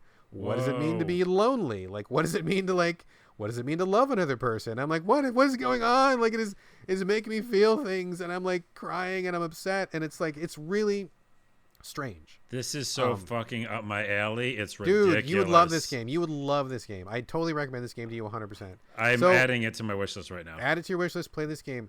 I don't want to say any more about it because I feel like the discovery of this game is really where this game's strengths are. But I will say, it starts slow, and at first you're thinking, okay, this is just some janky ass piece of indie shit. But if you hang in there, I promise you, it gets better. The mechanics get better. The platforming gets better. But also the story is just like, I literally am so surprised. The writing is excellent. The cutscenes are excellent. It really knocked me off my feet. Like, and I don't want to spoil anymore, but like, if you want something that really takes story in a way that you haven't seen it before, in a medium that you're not expecting. I mean, you don't expect this kind of discussion in a 2D platformer that looks like a low rent indie.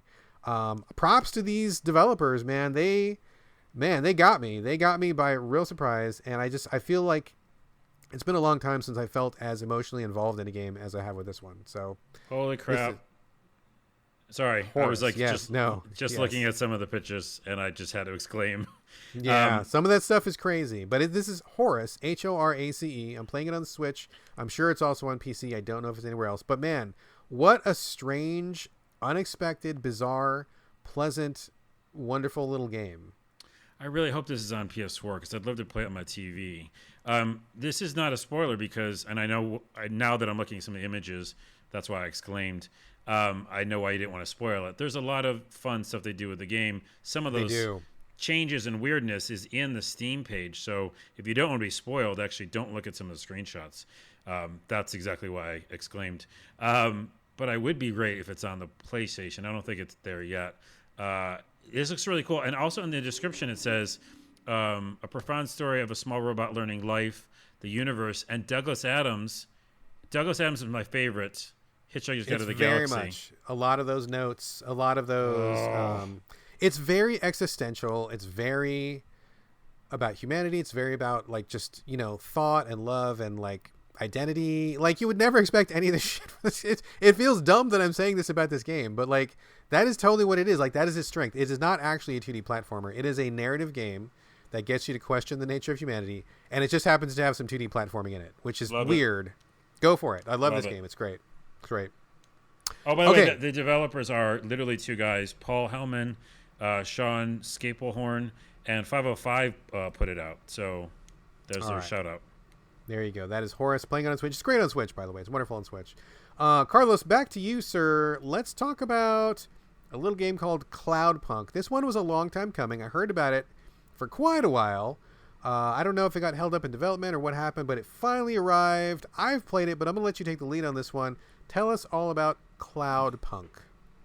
Oh, yeah. Cloupunk. It is... Oh, yeah. Oh, that game. That one. Yeah. Oh, I have like a list of like 18 games. So Cloupunk is great. It's an indie game that's like a cyberpunk game, and it is a noir story. Essentially, it's kind of a story adventure game. You're not really doing a lot of like action. You're not shooting. It's not cyberpunk in the way that you're going to play cyberpunk where you're worrying about shooting and melee and all this other stuff. It is a simple pixely or voxely voxely, look. Yeah, voxely. Voxel look, but it's also 3D, so it's not just 2D. It's a 3D world. You are a courier, and you deliver packages, and the whole game is essentially just delivering packages, really, but you're being told a story along the same time, and you do have the option to go first person or third person, and at some point I found first person and was like, I can't go back. I have to play as first person. I think it fits really well with the story. You really get to get immersed in this world. And speaking of world, how the fuck did they make this game? This is beautiful. Are you on PC, by the way? No, PS4 again. Okay. PS4 Pro looks beautiful. Again, simple graphics, but the way they did it, the lighting and the neon, the rain, because it's a rainy, it's always raining, I think, in the game. And the clouds and the different buildings and stores, they're all really simple. It's not like super intense graphics, but it doesn't need to be, and it still looks beautiful. I mean, like fucking beautiful. Again, you play a courier, you're going through the story, trying to deliver packages. You are confused about what these packages are. Sometimes it's a funny story for the package. Sometimes it's a terrible story, and you're trying to figure out, like, one example I can give you is there was a package we got, and it was ticking. And I was like, well, that can't be good. And then we were trying to decide if we should open it and see if it's a bomb, or we don't open it and we just kind of do our job so we don't get in trouble. So I didn't open it, and then later we heard an explosion, and we're like, oh, was that us? Like, who did we kill? Like, what happened? What did we just do? So a lot of things like that. The other really big part of the story is you have an AI, and you actually meet other AIs, and your main AI is a dog. I guess a dog that the main character used to have, but now it's just kind of downloaded as an AI in your car. And so you talk to the AI all the time, and it's a dog, and it really tries to figure out, like, almost like going back to the game you just talked about.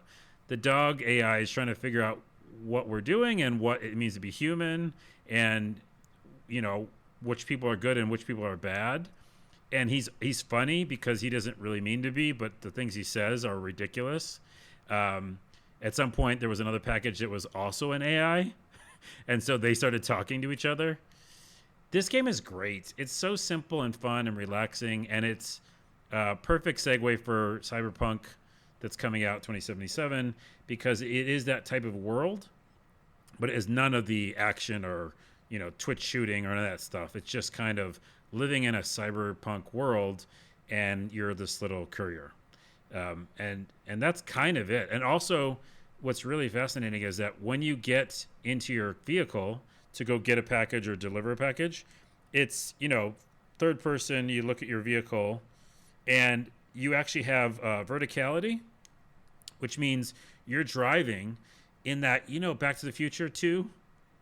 Yeah, and you're flying. I mean, that's really the big hook. Is You're it's like a flying car. You're flying this driving car, and you're going up and down through traffic. And if you've ever wondered what it means to be like in Blade Runner or Fifth Element, this is it. Like, you actually can drive up and down and go throughout this whole city. And there's actually like highway sections. So when you get into the highway section, your vehicle goes faster.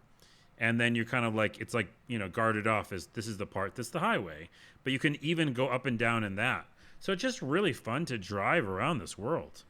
And I really like this game. Cool.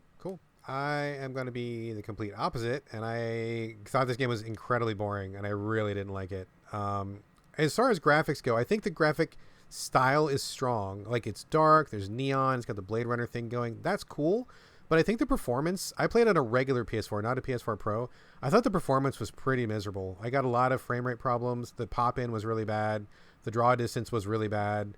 I don't know what it looks like on a Pro, and I'm sure it's much better on PC, but I thought the performance was pretty shameful, especially for something that is really as simple and voxely as this is. I'm like, I had a struggle with that. Like, it doesn't look very good to play. Let me just answer you that there was Sure. zero problems on mine. Yeah, the draw distance, by the way, is by design not super far. Like, that's just what they're doing. I think is already pretty amazing. But no, there was no hiccups on my Pro, so maybe it's a PS4 Pro. It could, thing. it could maybe it's just not optimized for a base PS4, which is what I have. But man, I was like, this is for a game that is as low tech as this one is. I would expect it to be butter smooth, and it just wasn't. Like, it didn't run very well. Yeah. So that was just from the get go a problem. But other than that, like, you're like you said, you're being a courier, and like that's all you're really doing. Like, you're picking up a package, driving to a place. Usually have to get out of your car and walk a little bit, drop off a package, pick up the package, come back. Like, that's all you do so far. And I'm like, dude, this is boring. Like, it's really boring. Like, I get that it's chill, and maybe some people like that. You like it, obviously. That's cool. But for me, I need a little bit more immersion. Like, there was just like nothing going on. And when you're doing that, people are talking in your ear. I didn't like the writing very much. I felt like the writing wasn't very strong. And it's basically driving from one place to another while somebody talks in your ear about a story, and you don't even really have any choices. I mean, I didn't play that far in the story, granted, so I admit that. But like, the part that I saw, there was no dialogue choices, and the only choice I really had was to either deliver a package to one place or another, and then I assume that would like fork the story a certain way. But like, otherwise, you're just hearing people talk in your ear the whole time. So, if you're like one of those people like me who doesn't like to hear a bunch of like pre-recorded dialogue while you're going from point A to point B, that's like all this game is, at least the parts that I saw. And I was like, okay, I'm not here for this. This feels like a complete waste of my time. It doesn't run well. It doesn't look good. And I'm not really doing anything except for going from point A to point B. And traversal, not one of my things that I think is fun. I don't enjoy that. So if it looked amazing, maybe I would have hung in there a little bit longer, but it didn't look amazing from a technical sense. Design sense, yes. Technical sense, no. And there just wasn't enough to do. Like, I wasn't interested in the story, not interested in the characters. I don't want to just like drive around while people are talking in my ear. So I bowed out of this pretty quick. I did not find it very entertaining at all. Rebuttal. So I think that decisions do have an impact on the story, and there's actually like a longer thing there with different characters. So I think if you give it some time, there's decisions do actually make a difference. It's not. But did you have it like a dialogue choice, or was it just there's choices? Action? Yeah, there's more choices later. Right. Okay, that's good. Yeah, there's definitely more choices. I will agree with you that the writing's a little weird. I think it might be an English thing. It seems like to me it just felt like it wasn't like English first. Maybe when it comes to writing, and I should do the research there. If it is, and I apologize for saying that, but the writing had some issues. But I also did like the comedy out of it. Like, for me, just riding around and like listening to my dog AI talk to me was actually fun. And back to your earlier point, once I got into this game and realized what it was, that's kind of all I wanted out of it. I didn't want to like oh, I've finished the game or I've beaten the boss or whatever. I was like, I just wanted to live in a rainy, futuristic world for a little while I'm waiting for Cyberpunk 2077 and just drive around, and that's it. Like, that's kind of all I wanted to do. Yeah. And so because the lighting was so cool and my PS4 Pro did handle it fine, I just thought it was such an interesting look. Like that game that's going to come out that I feel like will never come out, that's got that also pixel look and is also kind of like night and raining all the time. I always forget what it's called. I guess. Okay, there's some guy who made it as like a douchebag and everybody hates him. Oh, and yeah. It's also like a flying car game in a Blade Runner thing, and the guy being an asshole, and so the game all of a sudden like stopped. Like people stopped. Well, I forget. I know what you're talking about. Yeah. But that's my point. Is it's just really interesting, technically weird. Like I don't know how they pulled this off. For me, I think it's impressive because again, it's using very limited things, but the limited things like feel more than they are. Right? Like the sum is more than the parts, something like that. Also, you do get an apartment at some point, and I got to that part. Yeah, and you can like buy things for it. And so when I bought a video game system for my apartment, I was pretty excited. I was like, oh, now they're gonna let me play like Pong or something, right? But no, you can't play the game. And I was like, come on. Yeah, I mean, this to me felt like a cool idea, but like you could like get the gist of the entire game in like 15 minutes or something, or like looking at a screenshot. I think is just as good as playing the game because you see the image and like that's the cool part of the game is like the lighting and the skyline, but like there's not really anything to do. I know we're going to be on different sides of the fence on this one. That's fine. We don't have to agree. But like for me, it did not have nearly enough stuff to do. I didn't really get involved with the story or the writing. It looks cool and then that's it. So not enough for me. Yeah, I would say that we can agree to disagree, but also if someone's thinking about it, if you want a meditative experience, that's what I call it. Sure, that's a good way to describe it. That's really all I felt like. I was talking to an AI, and I got to see AI say some funny, weird things that an AI would say. And again, AIs meet other AIs in this game, and you also meet other androids. So it does open up, and there's like more really funny, interesting things that happen with the characters. So that's all I did. I just want to drive around in my flying car, and also let's give it some points for having a game where you can actually have verticality like that in a flying car, because I don't know many that do that. I mean, definitely points for flying car. I will absolutely give it those points. And I agree with you. I think meditative is a great way to describe this experience. That is not my jam. I get that it's your jam. I'm sure a lot of people would enjoy something chill, something laid back, something low pressure, given what's going on in the world today. So I think it fits that niche very well. For me, not so much, but I can understand why people would like it. But yeah, meditative and Blade Runner-ish. There you go. Yeah. That is Cloupunk. We're going to move on. Still with you here, Carlos. Something I'm guessing significantly less chill. A little game called Amnesia Rebirth. This is the sequel to Amnesia: The Dark Descent, which came out from Frictional Games a couple years ago. That was a pretty well-known game at the Game Critics website because it drove many of our writers to drink. I remember being on the podcast with Richard Nyack, our chief technical officer, and he said he literally could not play that game unless he had a couple of glasses of wine first because his nerves were just so frayed by it. I'm very curious to play Amnesia. I never got around to it, but I heard a million people talk about it, and now this is the long-awaited sequel. It's probably way too scary for me, but you're a brave guy. You're playing Amnesia Rebirth right now. I mean, obviously don't spoil it, but tell us all about it. It's one of my creepy video games of October, which I've only done one other one of. Well, you're at least continuing the trend. You got 2 in a row. Wait, we'll do one more episode before Halloween, so I'll do it. Oh, yeah, for sure. Yeah. You'll have time. So I played the first one, I think, a little bit. I mainly watch people play Amnesia because it's more fun because they're screaming all the time. And I talked about this with my buddy Steve Haskey, friend of the show. Good old Steve. We were talking about, this is how it came up actually. We were talking about Resident Evil 7 and how I wanted to go back and play that because I never finished it because of some fucking bullshit boss battle. And he said that you could like knock it down to easy and you could get past that, and you should because the ending's really good. So I'm actually doing that. Are you playing Resident Evil 7 right now? Yeah. I'm going back to it to see what it was, what all the hubbub. All right, we'll save that for next episode. That seems like something we should talk about. That's a Halloween game. And so then what I thought I'm already in there, right? I'm already in the scare moment. Let's just throw on Amnesia because it just came out. So that's how that got started. And again, watch Amnesia, watch people scream at it. But me, Steve Haskey, I'm guessing not you, aren't afraid of these games because me and him can just handle them, and it's like we kind of more see like the twisted nature of it, or try to like look at the interesting worlds that scary games can build. But I don't get like scared in that way, and I'm not. This is not even any. I'm not throwing shade. I'm just saying. You're humble bragging, Carlos. This is a humble brag. I guess I am. Okay, I'm humble bragging that. Listen, I ain't bro. scared of no game. I ain't scared. Ghostbusters. Who you gonna call? Carlos. Carlos, he will play your scary game, and he will not be scared. Oh man, I just blew out the mic by yelling Carlos, my own name. So here's the deal. Amnesia, Rebirth. I got news for you people who are scared of games or scary games. Don't get scared, cause this game ain't scary, yo. It's not scary. So okay, so like let's walk it back a little bit. I mean, I was gonna tell you what the game is, but yeah. Well, let me throw up a comparison, and then you can come in here. So okay. The original Amnesia, that was one of the very first games which came up with disempowerment or avoidance. Like one of the games where you couldn't fight the enemy, like you had to just run away, and you had to not look at it. That was like one of the big hooks to the original Amnesia. So I guess my question to you: do they continue that, or is this still a disempowerment runaway hide game? Or without spoilers, like mechanically, is it in that same vein, or what do they do with it?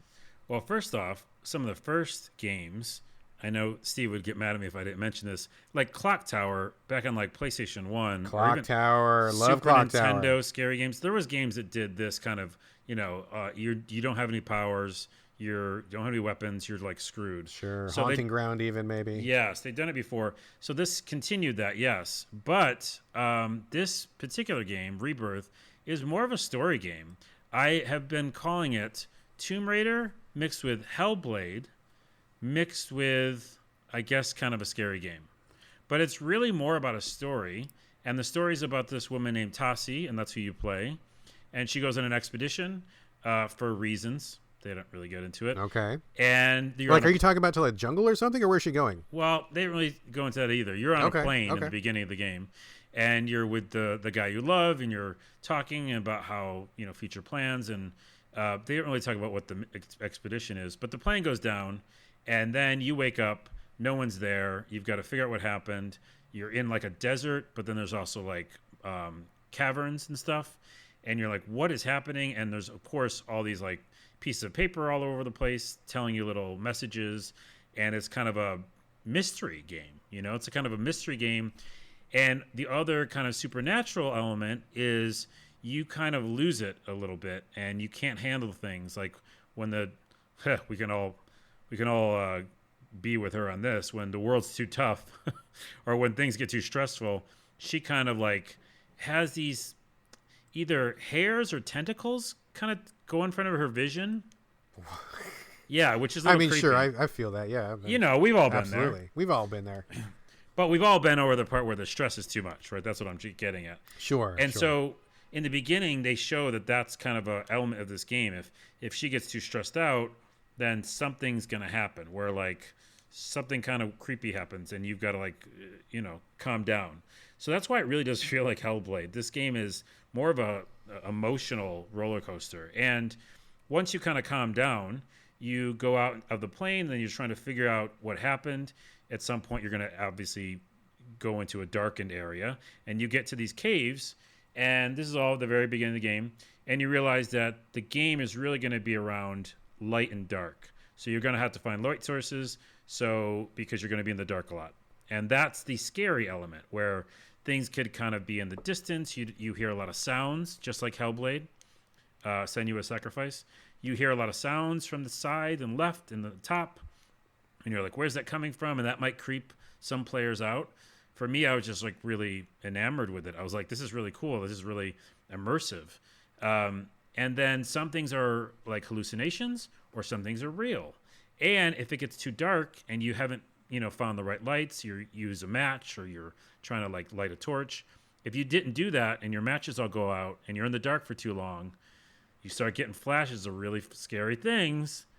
And that might scare some people, but it really is just like disorienting. And then you'll wake up somewhere else, and you got to like. Is it really jump scary in that way? Is this game based on jump scares? No, I don't think so. That's why I came in with it like I think this is a Tomb Raider game. And you also have a thing on your wrist that is kind of like a compassy thing, and it shows where supernatural stuff is happening. So you kind of look at that a lot, and it really feels like a puzzly exploration game that is heavily about the story about this woman, her lost love, and this is the very beginning of the game, a baby. There's a lot of talk about a baby. And you are trying to piece together what happened. There's games that are like this that I can't put my finger on, where like there's a person and she's probably in a very, very far future, and she probably thinks something's like the present, but it's really the future. You know what I mean?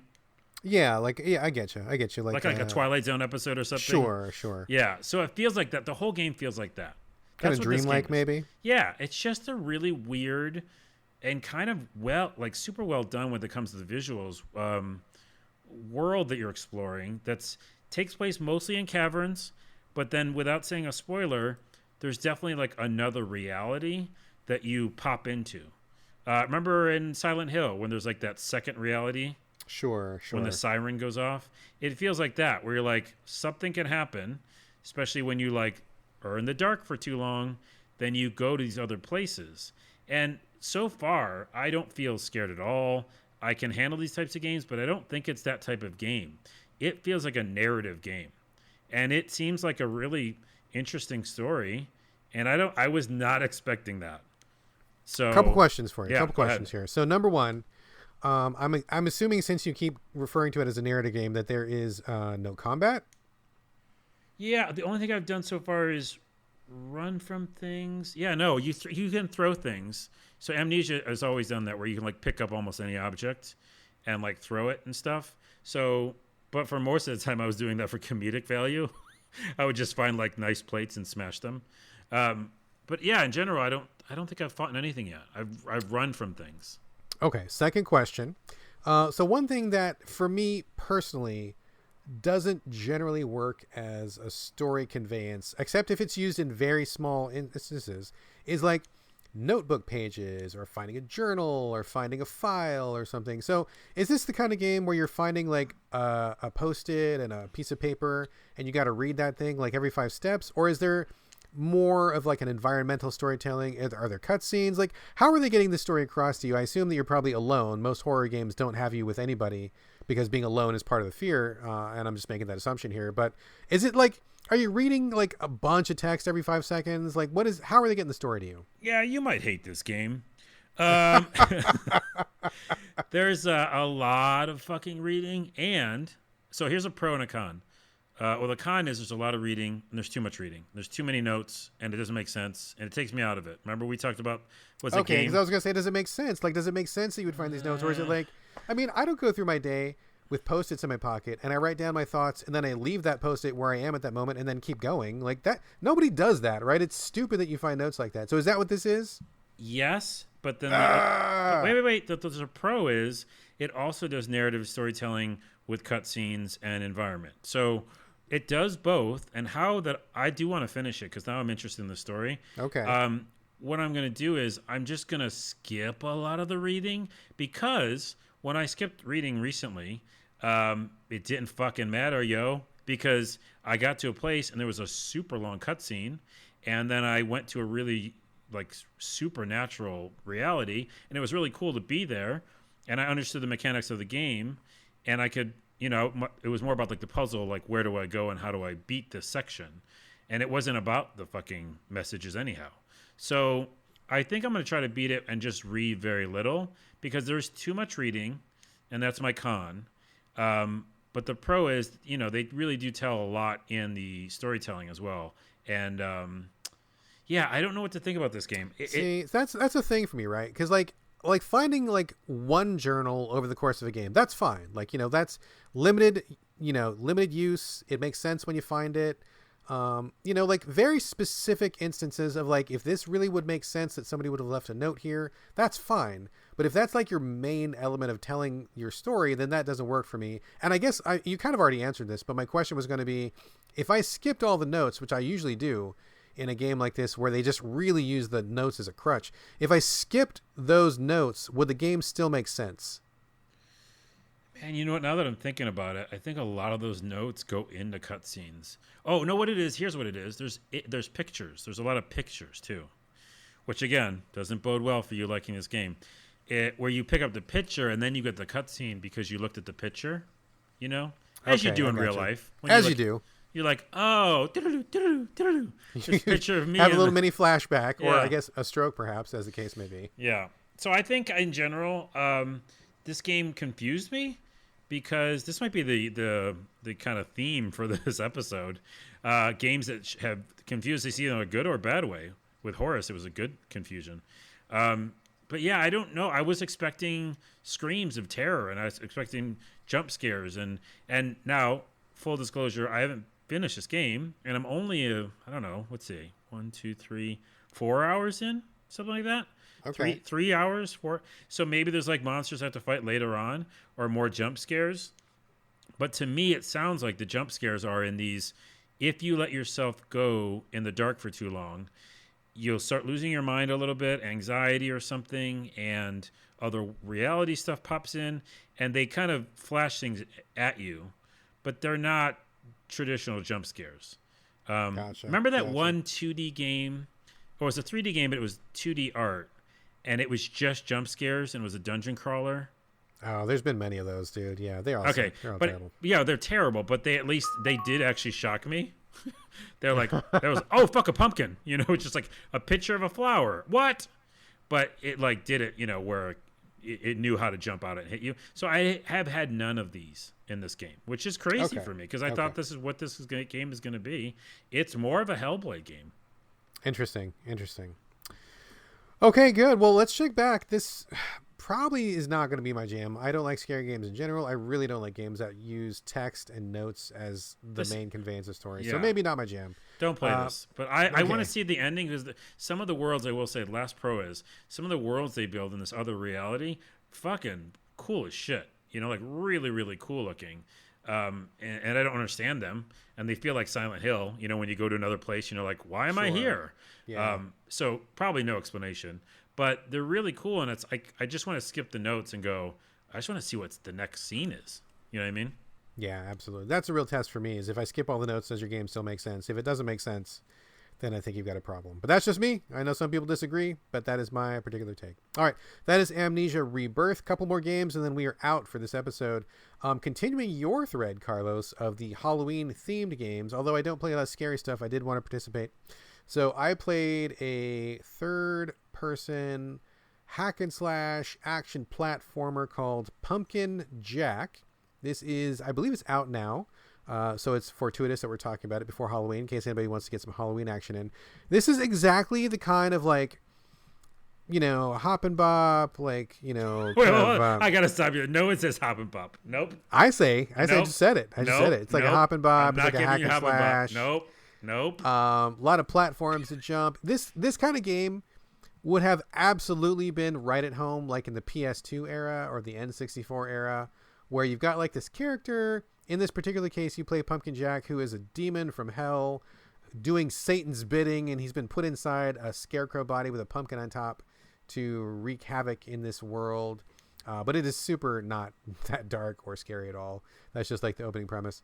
And you run and you jump, you whack things with your shovel, you do a lot of platform jumping, you collect items that are in the world, a lot of collection going on. I mean, it's basically just like, if you remember what third-person action platformers were like 15 years ago or 10 years ago, like that's exactly what this game feels like. This could have easily been on the N64. This could have easily been on PS2, and nobody would have blinked twice at it. So, I mean, that's what it is. Like, if you want that kind of old school design where you're just taking this character and you're jumping platforms and you're whacking crows and you're picking up items and pushing boxes, you're pushing boxes and you're breaking barrels, that is totally what this game is. That is exactly what it is. It is no more and it is no less. And it is Halloween themed just in time for October 31st. So that is Pumpkin Jack. I don't think I have literally anything else to say about it. Yeah, it seems like an old school game, like a Jackson Daxter, Crash Bandicoot, or not. I guess not Crash Bandicoot, but any of those ones that are like third person, collect things, Exactly. Kill Collect things. some stuff, kill things, jump a lot of platforms. That is it, man. That is totally it, and it's got a nice little Halloween skin on top. So if you like those kind of games, we don't really get a lot of those these days. I mean, they're kind of a rare animal in modern times. So if you want a little bit of throwback flavor, this is your jam.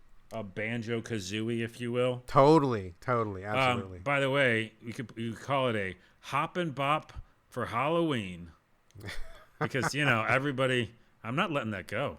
Hop and bop Halloween time. Hop and bop Halloween. Get your pumpkin jack. Get pumpkin jack on. One last game to talk about, and then we are out. I'm going to talk about a 2D pixel-based fast action game called Scourgebringer. It's on the Switch. It's on PC. I think it's on everything right now. PS4, Xbox as well. Have you heard of Scourgebringer, or have you played it? I'm Googling it. Google it now. This is a game I hadn't really heard anything about. I mean, I think I must have saw a YouTube trailer like last year or something. None about it stood out in my mind. It was just, it's kind of a generic sort of a name. Looking at it, I mean, the pixel art is pretty good, but there's a lot of pixel games these days. It didn't really stand out. But PR sent me a code to talk about on this podcast, and I'm like, okay, I can do that. I will say this is one of those games where like you look at it in a trailer and you're like, okay, that seems pretty cool. But when you actually play it, you're like, oh shit, this feels amazing, because it's all about how it feels. In this game, you play a girl, but her character sprite is really, really small. Each level in this game is exactly the size of one screen. And so when you jump in this level, you're fairly small, and you've got like a lot of hair, and it almost kind of looks like you're like a fuzzball or something. I don't know that I necessarily love how the character looks, because I think she could be a little bit more distinct.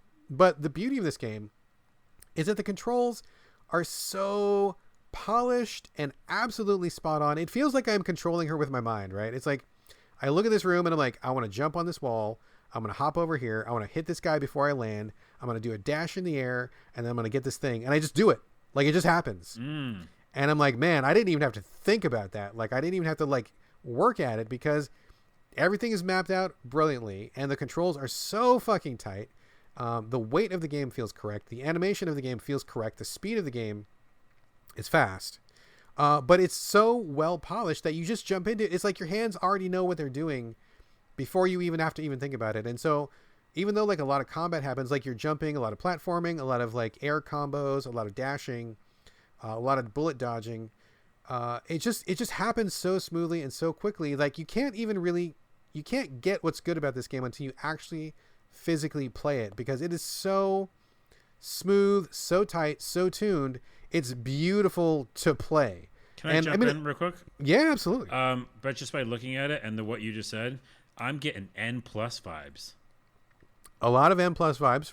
The fact that, like you said, you just know, I just jump here and I do this, and the physics work, and it all just comes together like so magically, dude. And the thing that makes this game really brilliant, I mean, it's a roguelike, so there's a story. They establish why you get resurrected every time you die. They establish what's going on in the world. I'm not going to spoil it here. There's a skill tree, which offers permanent progression. So if you kill larger enemies, you get a certain type of resource. You bring that back after you die. You can invest that in different abilities. And some of the abilities are pretty significant. So you're pretty weak at the beginning, as to be expected. But pretty soon, you've got a lot more options at your disposal, which is great. It feels like you're making progress. Feels like you're getting stronger. Feels like you're getting further every run. That's exactly what I like to see in a roguelike. So that's really smart design. But the most brilliant thing about Scourgebringer, in terms of a playable aspect, is there's a whole suite of options that let you customize this experience to exactly what you want. So, for example, if you play this game on the stock settings, it is blindingly fast. It's really deadly. You're going to die like in 5 seconds. Like it's tough. If you are like one of those get good players, if you're like an amazing Twitch player, this is the game for you. But not everybody's like that, right?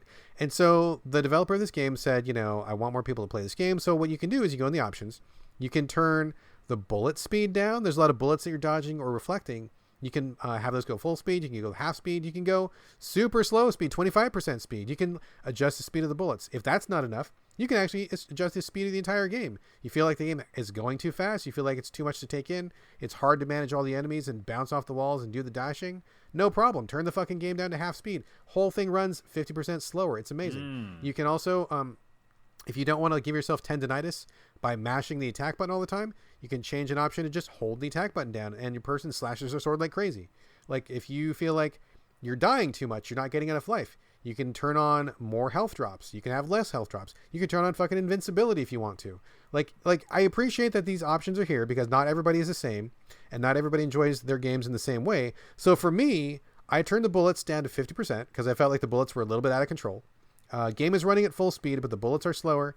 And I turned in more health drops, not infinite, not invincibility. But I felt like the game was a little bit too stingy with the health drops. And I feel like I'm struggling a little bit too much here. So I put on more health drops, and it's not crazy, but like you feel like you've got enough of a chance. And so that for me was the sweet spot. And I feel like it plays really, really well in that zone. But if you want it harder, you can make it harder. You want it easier, you can make it easier.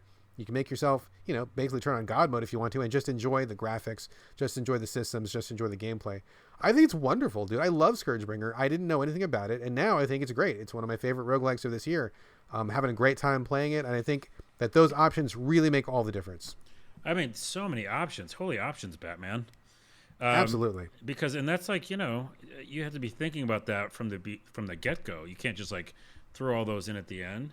So they must have really wanted to make tailored, like you said, tailor-made for each player and each type of player, which is really great. I'm still not going to play it, but because it's a roguelike and it's fast and it's a little twitchy. But I do like the fact that you can change the level of the twitch, so you're not dying, like you said, in 4 seconds. I'm seeing some of these bosses look like a little bullet spongy, or not bullet spongy, bullet heli. Yeah. Where like you're like you have to dodge kind of like perfectly or whatever. But it also, it looks pretty cool. I think that's awesome to do that with the options. It's really great. It's really great. Just one thing really quickly. One of the powers you can get, which is an optional power, is the power to reflect bullets. So yeah, a lot of those bosses, if you don't have the power, are definitely bullet heli. But if you get the ability that lets you reflect them, all of a sudden you can reflect like any bullet and like all their firepower is working for you instead of against you, which is a great turnaround. I love that. But yeah, the options are great. That's really what saves the game, because if it was not as flexible as it is with the options, I don't think I would have liked it as much. I certainly would have died a lot more. I would have been more frustrated. And I just appreciate that they're not really being judgmental. You don't have to play it their way or the highway. You can be like, I like your game, but it's too hard. And they're like, okay, well, let's make it easier for you. We want you to enjoy our game. Absolutely. I now enjoy your game. Mission accomplished, right? That's so like, cool. There's nothing wrong with that. No guilt, no shame. I think it's a brilliant move. It makes a great game already better. And I love Scourgebringer a lot. If you want more roguelike action, and to be fair, there has been a lot of good roguelikes this year. This has been the year of the roguelike almost. So Scourgebringer has other tough competition, but it is definitely quality. I would recommend it to anybody who wants butter smooth action, twitch action, some really great combat, a lot of options. It's great. I think it's wonderful. It's a wonderful game. Looks cool for the people who like roguelikes. I think you'll like it. That is not you, but for everybody out there who likes roguelikes. All right, folks, that is it. That is this show. We covered a lot of games, covered a lot of stuff. We will be back soon. But before we go, as usual, we love to get your questions, comments, and we do want to hear more from you as people. Who are you? Who's listening to the show? Get in touch with us, as we mentioned in episode 200, as we got that email from Finder, as we get messages from other people. Hit us up. So videogamespodcast at gmail.com. We are on Twitter as a show at So Video Games, but you can reach us individually. Carlos, where do you want people to track you down this week? This week and probably forever. YouTube.com/a lot of things. Go over there. There's new videos every single week, if not every single day. I'm really like double and triple down on this content. So come over and say hi. Also do the same thing. Leave a comment. Say what you like, what you don't like. YouTube.com/a lot of things. Excellent. As for me, same as always, on Twitter, on Instagram, BRADGALLAWAY, all A's, no O's. And before we go, also, listen after the credits. We will post a clip of me talking with my wife about a lady's perspective on Love and Monsters and what I thought of it as well. I think you'll find it to be an enlightening discussion. So we listened for that after the closing comments. And other than that, that is going to do it for episode 202. Thank you again for joining us here on the So Video Games podcast, and we will be back before you know it. But in the meantime, this is Bye from Brad. And this is Whoa, Hop and Bop Bye from Carlos.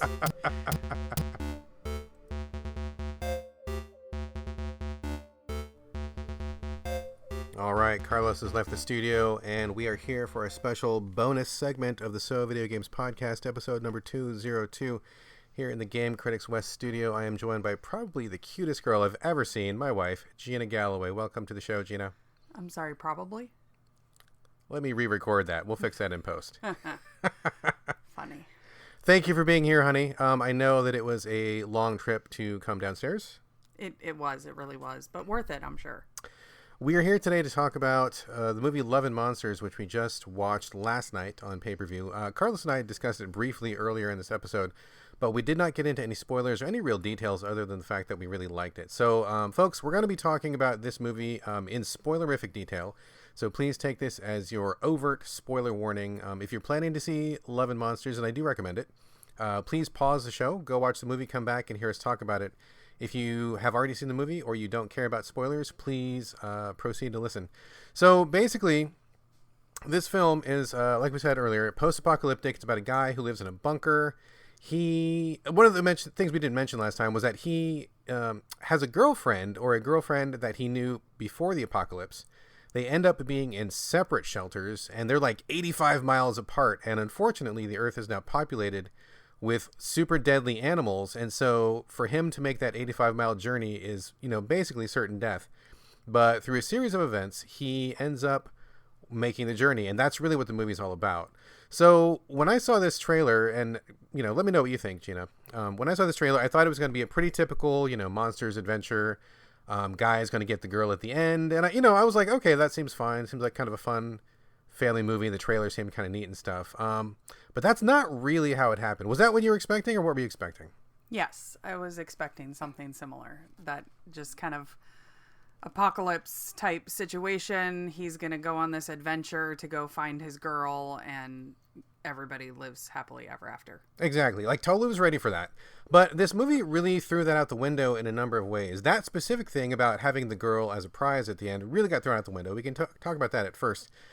So like in most movies of this kind, the guy will go on the adventure, he'll fight some monsters, he'll go through a series of, troublesome situations, he'll get to where he's going, the girl will be like, oh my god, I'm so glad you made it, they kiss, whatever at the end. But that's not really what happens.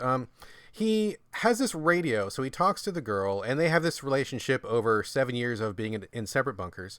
And one day he just realizes, I'm just scared of going outside, I want to face the world, I want to see this girl again, and so he just decides to go and travel.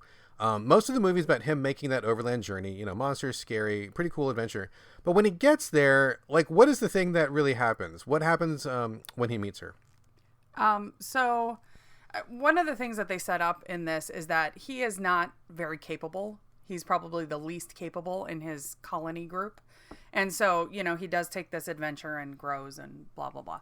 So he gets to this other colony where she is at, and she's surprised to see him. I mean, she kind of like knew he was coming. I think he mentioned it. He didn't tell her before he left, but right, after he left, midway, the people let her know that he was on the way. Yeah. So she was very surprised, and she was like, wow, I can't believe that you made it. I can't believe that you made this effort to come here. But then she sits him down, not, I think, even 24 hours after he got there, and she was like, super sweet gesture. I'm so glad to see you because you're from this past life, and it's just kind of like, oh, this nostalgia. But she's like, I didn't really ask you to do this. I didn't ask you to come, and I don't really have these feelings for you right now. Like, I don't even know who you are, and you don't really know who I am anymore either. Yeah, that was really the thing that I thought was really amazing, because at that moment when he arrives in the shelter and she is like shocked to see him. I mean, of course she thinks monsters have eaten him along the way, but he makes it, and then he's there. She's like, yeah, we talked on the radio here and there, and it was nice to have these memories of our relationship 7 years ago, but life has moved on. And the thing that really like struck me, and also, I mean, obviously struck him at the same time, is when she's like, I didn't ask you to come here. And rather than him flipping out or whatever kind of random reaction any average movie would have had, he like takes a step back and he's like, fuck, I actually didn't ask you if you wanted me to come out here. I didn't ask your permission. I just did it on my own. And in that moment, he kind of really takes accountability. And I see that as kind of like an extension of like consent and how we view relationships these days, where we have a lot of toxic masculinity where people, like men specifically, of course, look at women as a thing or as an object or as a prize. Conquest, yeah. And so I think in most movies, he would have been like, but I made it this way, and now we're supposed to be together, and the girl might not even have had to say, or maybe the movie wouldn't have considered that.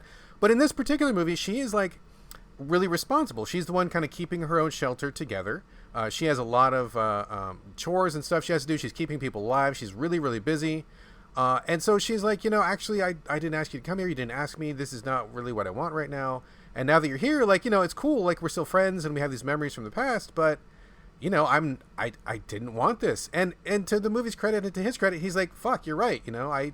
I didn't think about that. I didn't even ask you. It was bad of me to do this. I shouldn't have done this. And I should have asked your permission. And we should have talked about it, which I think to me was like a huge left turn for what I expected. And also, what an amazing thing for a movie to say, right? Yeah, it was the moment when they sit down and have the conversation. Any woman out there who has turned a man down knows like that uncomfortable situation where you're wanting to share with them that, like, I appreciate what you did, like he made this romantic gesture, right? That she even, I think, references it that way, where she's like, it's so romantic that you did this thing, that you were just going to make this journey and come here, but I didn't ask for that. I can acknowledge that this is romantic, but I didn't want this. And you can tell she doesn't want to hurt his feelings. Right. She's trying to let him down easy. But it was really like this beautiful moment because she says this thing to him and he just like, you can tell he's hurt and he's like, oh my God, this wasn't what Surprised I was expecting. And, yeah. But then he was just like, shit, like, yeah, like I didn't even ask you if you wanted me to do this or if you still had feelings for me or anything like that. So it was just this really like genuine moment. And as a woman myself, like, people are always like, why didn't you just tell him no? And it's like, there's several reasons why you don't just tell somebody no, because that's not usually the way he reacted in that moment is not usually what you get. Very from strange. Yeah. A man when you're turning them down. Not that I know, but you've told me these stories before.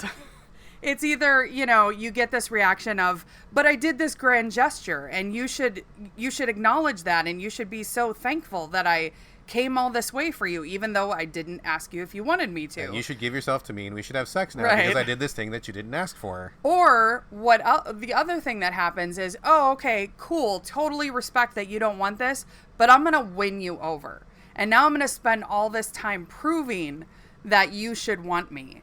And I 100% appreciate that the movie didn't go that way. Like, he had this like, oh my God, yes, I'm going to help you with this situation that then occurs in the story.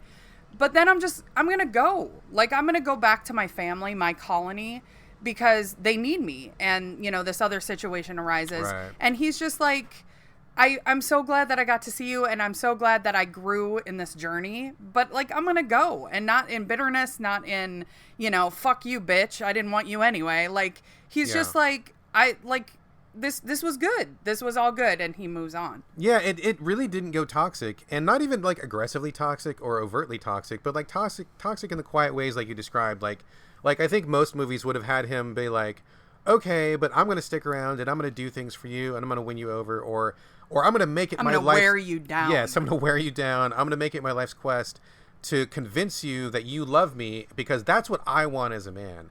And, when they have this discussion, she's like, I have this responsibility. Like, you being here kind of fucks up, like, what I'm doing. Like, I'm trying to save these people who are in my colony. I've got this plan. We're going to be doing this other thing. And he, to his credit and the movie's credit, he just is like, oh, yeah, okay. Like, I realize I can't ask you to drop every single fucking thing in your life for me. And I can't ask you to, just throw your entire life out the window because I had a wild hair up my ass about coming out here because of something we had going 7 years ago. So he just takes it and accepts it. And I think that is like the most amazing thing. It seems like such a small gesture, but compared to what we usually get in movies and compared to how we as like American society and male society treat that situation, like it was really, really unusual and also really commendable. Like, I think that is really the appropriate response to have to something like this. And as we were watching the movie, I was really glad we were watching it with my son because I felt like this is exactly how you should react. Like, it's okay to have feelings for someone and, ask them if they perhaps reciprocate those feelings. But if they don't, you just take no for a fucking answer and you move on. Like, you don't wear that person down. You don't work on them. You don't, like, go on some quest to, like, win them over. Like, you just accept their answer and you move the fuck on. There's other people out there and, you just respect what they have to say. Like, she is a woman. She needs to be respected as a human being, and she's not a prize. And this movie really focused on that in a big way. Sorry, I keep touching your boobs. It's my mistake. I apologize.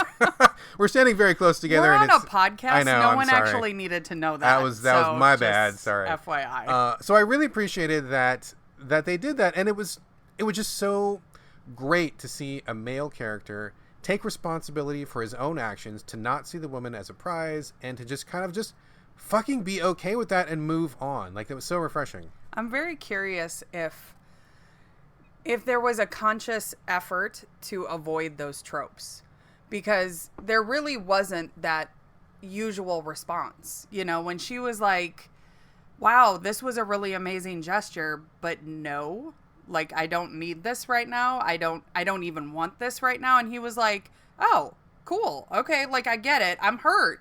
Like, I have my feelings about it, but I like, okay, like, I get it. And I'm still going to, help you in this dire situation that pops up.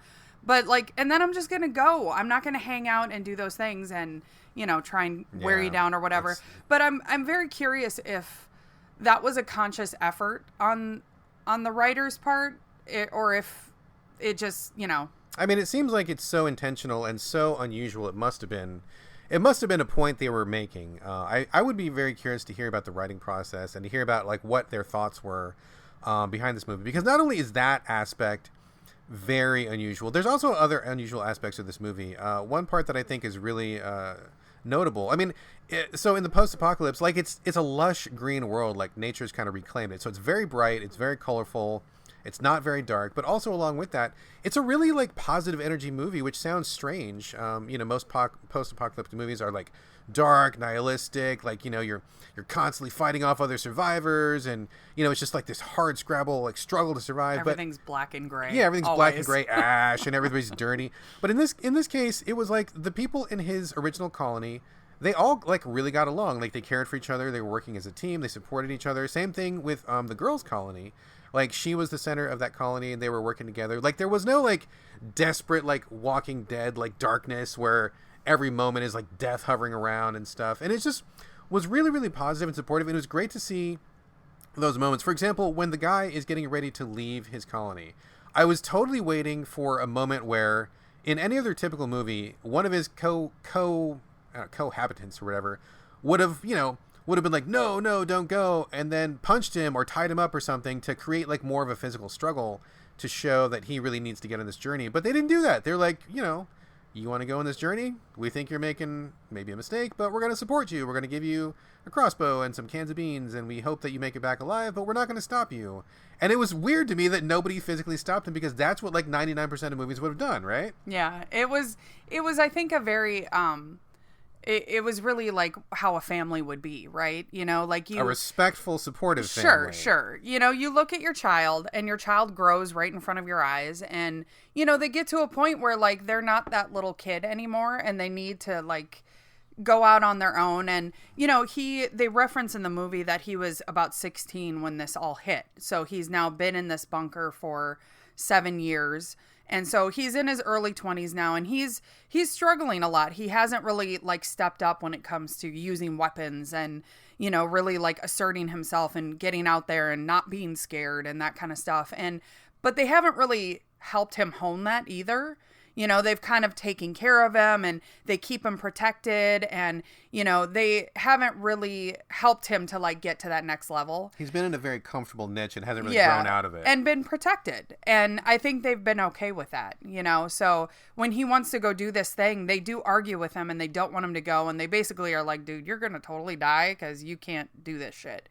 But they do. Like, they're like, but we're, you do what you want to do, what you feel is right. And, so he goes out, and he is able to grow on this journey and kind of, become this better. Just the fact that they let him go was pretty mind-blowing to me. That was very different than you would get from a normal post-apocalypse I was movie. waiting. I was waiting too. They were like hugging him and like, yeah, like here's this and here's that. And I'm like, oh, who's going to bash him over the head? I was waiting for the old, I'm giving you a hug, but actually I handcuffed you to the radiator. Now you can't leave. But that didn't happen, And also when he gets out, he meets a couple of survivors. It's Michael Rooker and a cute little girl that he is with. And they totally avoid the whole one person fucking over the other person. Like nobody stole anybody's food in the middle of the night. Nobody threatened anybody. They were just like, oh, I'm a human and you guys are humans and maybe we can work together for a little bit. And they just like had this like positive interaction where, you know, he learned a little bit about nature and he talked about how he did art. You know, they just like talked for a little bit and walked, and like there was no backstabbing and no darkness to it. And it was like really refreshing to see like that kind of interaction in the setting of a post-apocalypse, which most movies never, ever, ever do. But it also goes to show where neither one of those people like were really like the big dick alpha and I'm going to tell you how it is. And like they were, you know, they were supportive. Like they were like, hey, we're all struggling and we're just relating to each other as people. And like it was on a level that you just don't see that often. Yeah, I think that there was that initial, you know, we talk often as parents that, you know, some parents treat their kids like you have to earn my respect. You have to earn it. And it's like, no, you need to give it. And then you know, a person can ruin that or can lose that. And I feel like that's kind of what happened when the three of them came together. You know, that one dude and the little girl, you know, where they all kind of just, I mean, they knew this kid was flailing, right? They knew that he didn't know all the stuff that they knew, but they're just like, here's the information here. This is what you need to know. And he shared what he knew, right? He was keeping track of some of the information in his book and stuff like that. And so it was just really refreshing to just see them be like, we're just going to share this knowledge. And it's not you're better than me or I'm better than you or, you know, nobody had to earn it. Nobody had to pay for it. Yeah. It was just like, we're just going to do this because we're nice people. And I do have to say that like when they parted ways and, you know, he and the girl went one way and the kid went, you know, to go find his love interest. I was like, I was very sad when they like parted ways. I was like, oh, he's going to be by himself again and they're going to like leave. And I was just like, oh my God. Yeah. So, yeah. There's another aspect of the movie, another scene that I thought was really touching. And I think you told me, Gina, when you were doing some IMDb research, that they were going to cut this particular scene, but I ended up thinking the scene was really strong. At some point, the guy comes across these ruins and he finds a robot that has like a little bit of battery left. Like it's been dormant this whole time, but it senses a human nearby, and so it reactivates in his presence. And he sits and talks to this robot, and this robot has like these like massive data banks, and it's able to pull up pictures of him from 7 years ago and his family, and it like has all like the Google information about him that you would have, because apparently I guess, you know, it was like, you know, harvesting stuff off of Facebook or something. And as you do. And he just like that moment just really shows him as a person where he is a man and he's on this adventure, but it's like this quiet moment where he just like thinks about his life and like how he got there and what he thinks of himself and like his self-esteem. And it's a really like quiet, vulnerable moment. And at one point the robot even like shows us a picture of his mom on the screen, and so it's almost kind of like he's like sitting with a proxy of his mom, and he kind of is just like crumbles a little bit, but then he builds himself back up, and you don't really see a little bit of closure, a little bit, but he just kind of like reconstitutes himself in a way that you don't often see male leads in a movie do, where he seems like he's just like, you know, I'm a guy, but I'm not like an action hero, and I don't have all the answers, and I don't even know what I'm even doing here. Maybe this is all a mistake. And he just does like the kind of soul searching that I guess I just don't see very much in a movie of this kind. And I found it really refreshing because, you know, in real life, I notice a lot of men have trouble getting in touch with their feelings. Men don't want to cry. Men don't, you know, have a lot of really meaningful social interactions if it's not talking about sports or about cars or something. And, you know, it's sucks because men are people too, and they need to have those relationships and they need to talk about emotions. And we just don't really have any examples. We don't have any spaces where it's okay to talk about that without fear of being humiliated or ridiculed. Or seen as weak. Or seen as weak, exactly. And so in this particular scene, when he's just sitting there with this robot on a chair in this ruined motel, he's just open, and he's just okay to feel those things, and no one's making fun of him, and he's just sitting with it. And I thought that was really like really quietly significant, especially as a man. I mean, I feel like I'm pretty in touch with my feelings. Would you say that's true? Yes. Definitely. Thank you. Maybe more than I am. But it was nice to see where a guy is on screen and being like, it's okay to feel feelings. It's okay to be sad. It's okay to even cry a little bit. And it doesn't make me less of a man. It doesn't make me, you know, weak. It doesn't make me the vulnerable one in a group. Like, it was great to just see a side of a male human being where it was, you know, it was more than just being tough machismo. Yes, I agree. I really enjoyed that scene as well. It wasn't even a huge scene. It wasn't this huge chunk. There wasn't a whole lot to it. He met this Mavis robot and had 15 minutes with her or something like that. Yeah, she had 15 minutes of battery left over. So, and that was all the time that he had with her. And he just, they were able to just kind of talk, and he, just kind of bonded with her. And it was because he was able to just kind of talk about himself and talk through some of the stuff that he was dealing with. And it was just a really poignant moment. And I really enjoyed that in the movie. So it was really nice.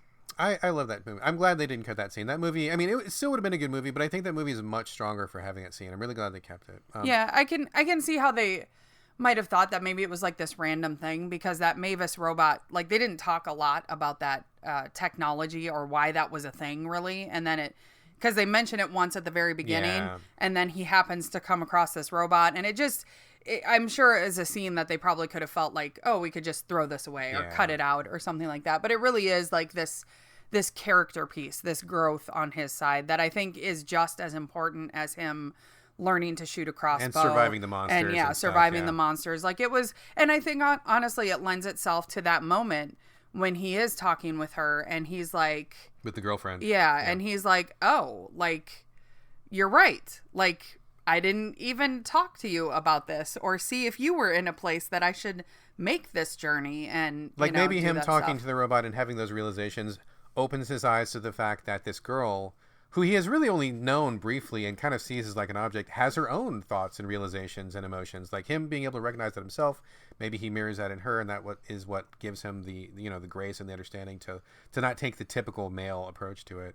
The other, we're almost at the end of our chat here, but I think the other thing that's really worth mentioning about this movie is it's so positive. Like, it's, for a post-apocalyptic movie, it is like wildly positive. I mean, the interactions with people are all really positive. There are some bad guys in the movie, and although they do some dirty stuff, like, it's not anywhere near like as gross or as weird or as nasty as they usually are in these kind of movies. I mean, even that was pretty light, which I appreciated. And at the end, they don't get together, right? And I think that's really significant. Like, they have a moment where she's like appreciative and they're friends, but she's not ready for a relationship, and he accepts it, graciously and without bitterness and without revenge or anything. He's just like, okay, cool.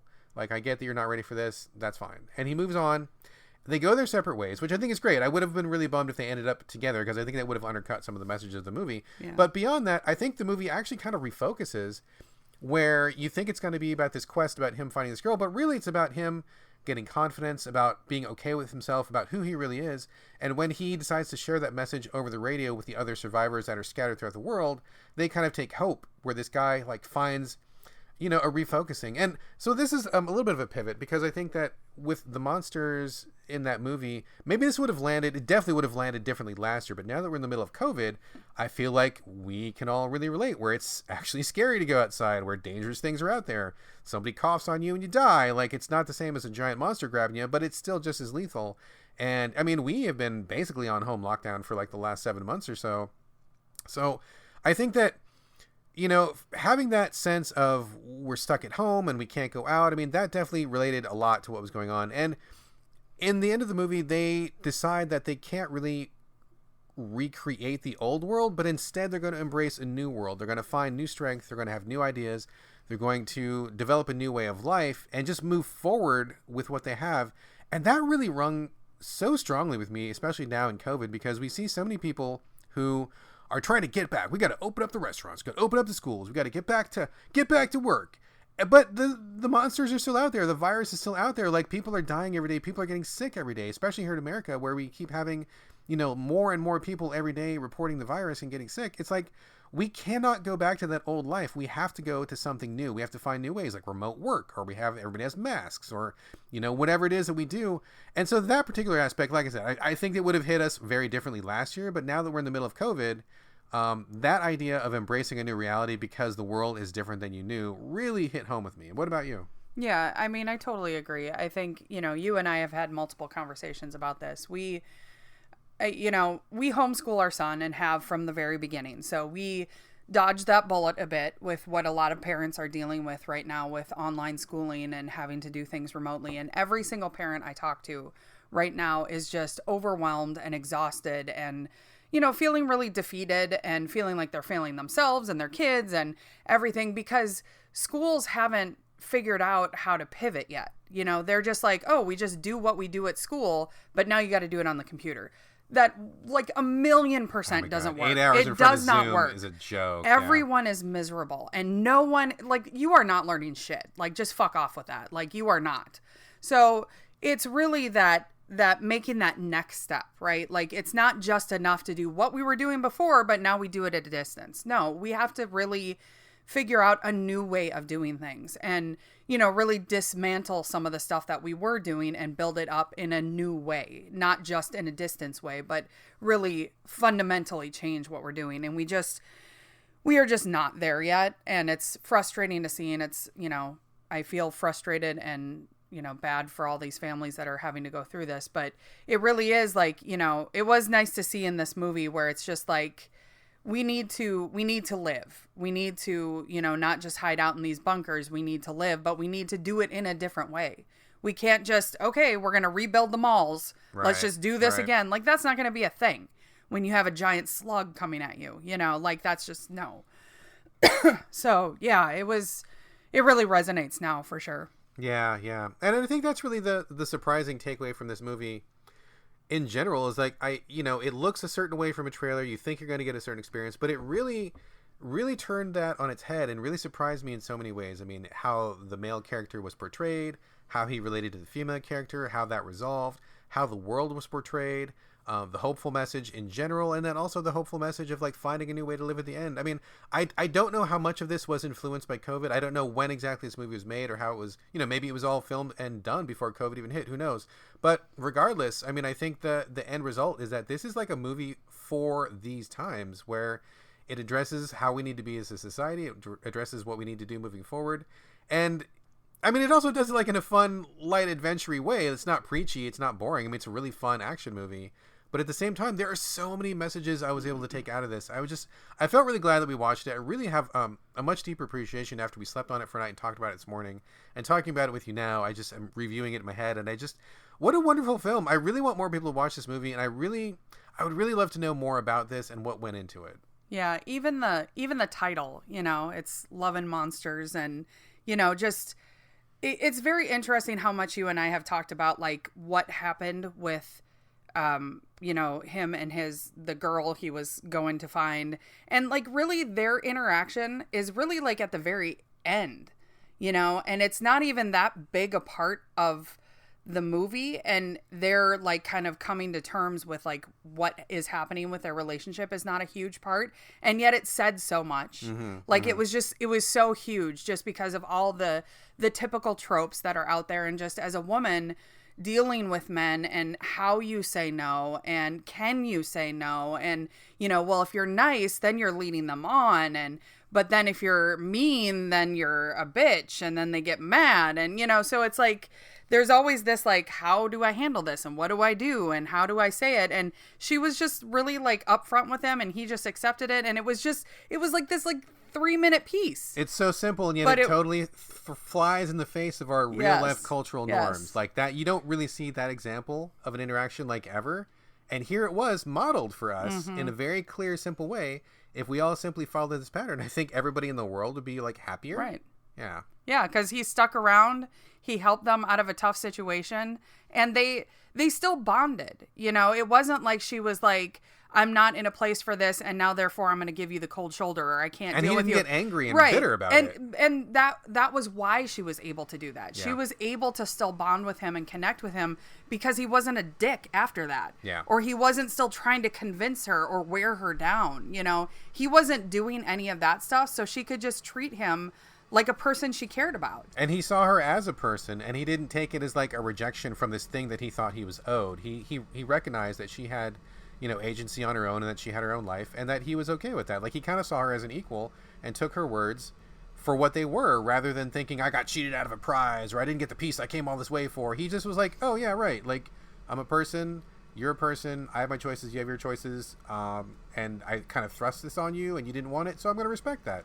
Like, it's so simple, like you said, so simple, so clear, and yet we never see it in real life. That is not the norm when you're in a bar, or when you're with a person, or when you're dating or whatever.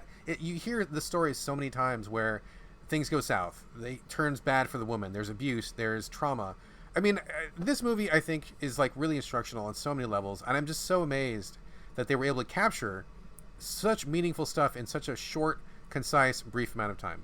And watch. The writer and director were like, it was nothing. We just wanted to get him out of the bunker and have him see monsters again or something. That would it's gonna be something totally like throwaway, and we're like, no. That would be the happiest accident ever. And if they're smart, they will be like, no, we planned it all along. Yes. All right. Thank you very much for talking with me, wife. I appreciate you coming all the way downstairs to get on this podcast in the Game Critics West studio. This has been a great chat. And I hope that the people listening also got something out of this. So thank you for sharing your thoughts. No problem. Happy to do it. All right. I'll talk to you in 2 minutes. Okay, bye. Bye-bye.